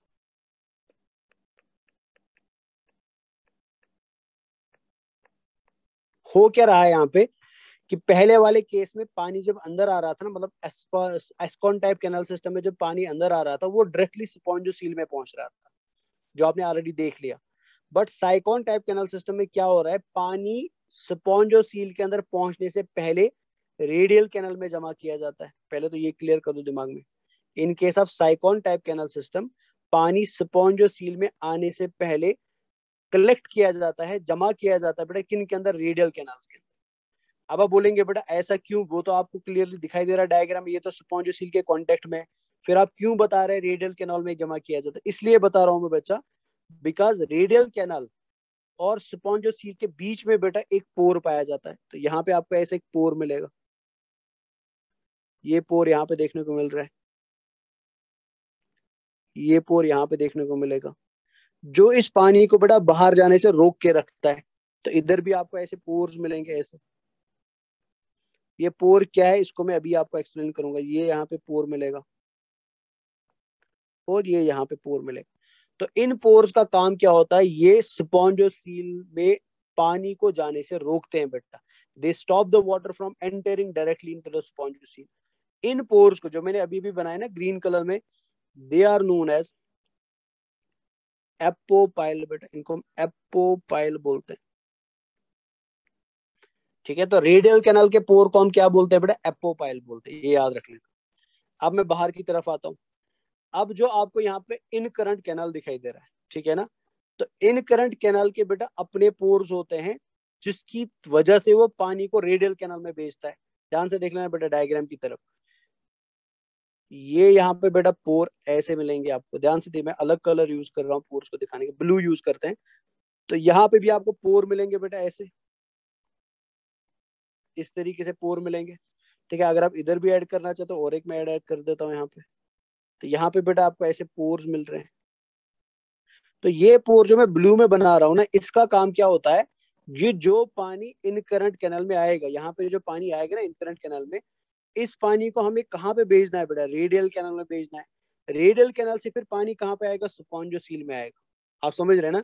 और ये जो ब्लू कलर्ड पोर्स है ना, इन्हीं को हम नाम देते हैं बेटा प्रोसोपाइल। इनको हम प्रोसोपाइल बोलते हैं बेटा, they are called as prosopyle. आप समझ रहे हैं। तो अब देखो पैटर्न ऑफ वाटर फ्लो क्या है, पानी समंदर से पहले आएगा बेटा, तो कहाँ पे आएगा, इन करंट कैनल में आएगा। इन करंट कैनल से बेटा पानी कहाँ जाएगा, रेडियल कैनल में जाएगा। लेकिन जाएगा किसके थ्रू, प्रोसोपाइल के थ्रू जाएगा। अब जैसे पानी रेडियल कैनल में पहुंचा, फिर कहाँ जाएगा, स्पॉन्जोसील में जाएगा। लेकिन किसके थ्रू जाएगा बेटा, एपोपाइल के थ्रू जाएगा। बात समझ आ रही कि नहीं समझ आ रही, क्लियर हो रहा है बच्चा। दूसरा चीज, अब अगर पानी मान लो इन करंट कैनल से नहीं आना चाहता है, तो फिर उसका दूसरा तरीका अंदर आने का क्या है, दूसरा तरीका है बेटा डायरेक्टली रेडियल कैनल में आने का। आप समझ रहे हैं मेरी बात। मतलब यहाँ पे आपको ऑस्टिया मिलेंगे, ये देखो ऑस्टिया में बना रहा हूँ यहाँ पे, ये है ऑस्टिया बेटा। तो यहाँ पे पानी क्या कर रहा है बच्चा, वो इन करंट कैनल में नहीं जा रहा है, वो डायरेक्टली ऑस्टिया से कहाँ पे आ रहा है, रेडियल कैनल में आ रहा है। रेडियल कैनल से कहाँ आ रहा है बेटा, स्पॉन्जोसील में आ रहा है, by crossing two pores again. एक पोर है ऑस्टिया एंड दूसरा पोर है क्या, एपोपाइल बेटा। तो पानी अगर इन करंट कैनल से आ रहा है, उसको भी दो पोर क्रॉस करने हैं, एक प्रोसोपाइल एक एपोपाइल। पानी अगर डायरेक्टली बेटा ऑस्टिया से आ रहा है, उसको भी दो पोर क्रॉस करने हैं, एक ऑस्टिया एंड दूसरा एपोपाइल। एंड फाइनली पानी पहुंचेगा स्पॉन्जोसील में, और स्पॉन्जोसील से बाहर जाएगा कहाँ पे, शाबाश, ऑस्कुलम से आउटसाइड जाएगा बेटा। तो अगर पैटर्न ऑफ वाटर फ्लो ऐसा है, ठीक है, that pattern of water flow is called as sycon type canal system, उसको हम साइकॉन टाइप बोलते हैं। आई होप अभी तो क्लियर हो गया सभी को बच्चा, अभी कोई कंफ्यूजन नहीं है। Now this is clear? Yes, sir. चलिए, वेरी गुड। तो ये हो गया आपका बेटा, ये यहाँ पे दिखा है incurrent canal, prosopyle, ingressing water, ostia, दोनों का वाटर रेडियल कैनल में पहुंचता है। रेडियल कैनल से स्पॉन्जोसील में जाता है, किसके थ्रू? एपोपाइल के थ्रू। स्पॉन्जोसील से बेटा आउटसाइड में जाता है थ्रू ऑस्कुलम बेटा। This is called as sycon type canal system. Example क्या है बेटा? स्काइफा। स्काइफा को हम साइकॉन भी बोलते हैं बेटा, स्काइफा का और एक नाम है साइकॉन, इसलिए साइकॉन टाइप कैनल सिस्टम बोलते हैं। एंड लास्ट हमारा मोस्ट कॉम्प्लेक्स जो है that is leucon type canal system. Leucon type में बेटा आपको बस इतना याद रखना है कि ल्यूकॉन टाइप में एपोपाइल भी है, ल्यूकॉन टाइप में प्रोसोपाइल भी है, ल्यूकॉन टाइप में एक्सकरेंट कैनल भी है, इनकरेंट कैनल भी है, बट एक चीज एक्स्ट्रा है बेटा, दैट इज फ्लैजिलेटेड चैम्बर। ऐसा कैनल सिस्टम बेटा जिसमें पानी बाहर से आएगा एपोपाइल में, एपोपाइल से जाएगा प्रोसोपाइल में, प्रोसोपाइल से जाएगा इनकरेंट कैनल में, लेकिन बीच में पानी रुकेगा बेटा इन द फ्लैजिलेटेड चैम्बर्स। ऐसे कैनल सिस्टम को हम क्या बोलते हैं? ल्यूकॉन टाइप कैनल सिस्टम बोलते हैं। तो ये हो गया आपके 3 टाइप्स ऑफ कैनल सिस्टम्स बेटा। क्लियर हुआ कि नहीं हुआ? Yes sir, clear. चले, Sir, तो आज के लिए आई थिंक sir, आज के fast लिए the I water. Think Sir, one question. Yes yes, बोलो Fast, बोलो बेटा। sir, in Leukonaut system, sir, fast water have to touch prosopile or not? Then apopile. Leucon type canal system का बात कर रहे हैं बच्चा? Yes, sir, Leukonaut time system, sir. Fast the देखो water that देखो देखो incurrent देखो after incurrent current, sir, to enter in देखो radial. देखो होता क्या है ल्यूकॉन टाइप कैनल सिस्टम में? पानी जो होता है ना बेटा, पानी सबसे पहले आता है इनकरेंट कैनल, ठीक है ना? इनकरेंट कैनल में जो पानी, आपको अगर दिखा, इनकरेंट कैनल में जो पानी आएगा ना वो डर्मल ऑस्टिया से आता है, उसको हम डर्मल ऑस्टिया बोलते हैं। इनकरेंट कैनल से पानी जाता है बेटा फ्लैजिलेटेड चैम्बर में, फ्लैजिलेटेड चैम्बर से पानी जाता है बेटा एक्सकरेंट कैनल में, एक्सकरेंट कैनल से फिर पानी कहाँ पे चला जाता है बेटा? और स्पॉन्जोसील में जाता है, और स्पॉन्जोसील से फिर पानी आउटसाइड में चला जाता है। अब जब पानी बेटा एक्सकरेंट कैनल से निकल के स्पॉन्जोसील में एंटर करता है ना, तो वहां पे उसको बेटा क्रॉस करना पड़ता है एपोपाइल को, और जब पानी बेटा फ्लैजिलेटेड चैम्बर के अंदर आता है वहां पे क्रॉस करना पड़ता है प्रोसोपाइल को। बट आपको ल्यूकॉन टाइप का याद नहीं रखना होता है, बिकॉज ल्यूकॉन टाइप कभी भी एग्जाम में नहीं पूछा गया है। मोस्टली बेटा एस्कॉन टाइप एंड साइकोन टाइप ही पूछा जाता है, ठीक है ना बच्चा? फिर भी अगर आप करना चाहते हैं तो आप डायग्राम देख लीजिए बेटा, डायग्राम में क्लियरली दिखाई दे रहा है यहाँ पे, ठीक है ना? इनग्रेसिंग वाटर बेटा अंदर आ रहा है, किसके अंदर आ रहा है बेटा? इनकरेंट कैनल के अंदर आ रहा है। किसको क्रॉस कर रहा है? इस पोर को बेटा, इस पोर को हम क्या बोलते हैं? डर्मल ऑस्टिया बोलते हैं। इनकरेंट कैनल से पानी चला गया फ्लैजिलेटेड चैम्बर में, किसको क्रॉस किया? इस पोर को क्रॉस किया, पोर को हम क्या बोलते हैं बेटा? प्रोसोपाइल बोलते हैं। और फिर वहां से कहाँ जाएगा बेटा? स्पॉन्जोसील में जाएगा। बस फ्लैजिलेटेड चैम्बर यहाँ पे होता है, वही इसका एडवांसमेंट है और कुछ, ठीक है ना बच्चा मेरा? क्लियर? Yes sir. सर अगले क्लास किस टॉपिक पे होगा, क्या सर बता सकते हैं? हम अभी पोरिफेरा हमने खत्म नहीं किया ना बच्चा, अभी पोरिफेरा बहुत है।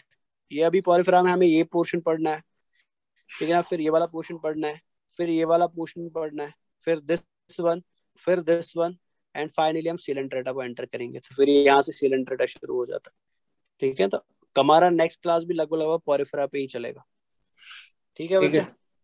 ठीक है। तो चलिए, आप कोई कुछ पूछ रहा था अभी, समवन वाज सेइंग समथिंग, मैंने सुना नहीं।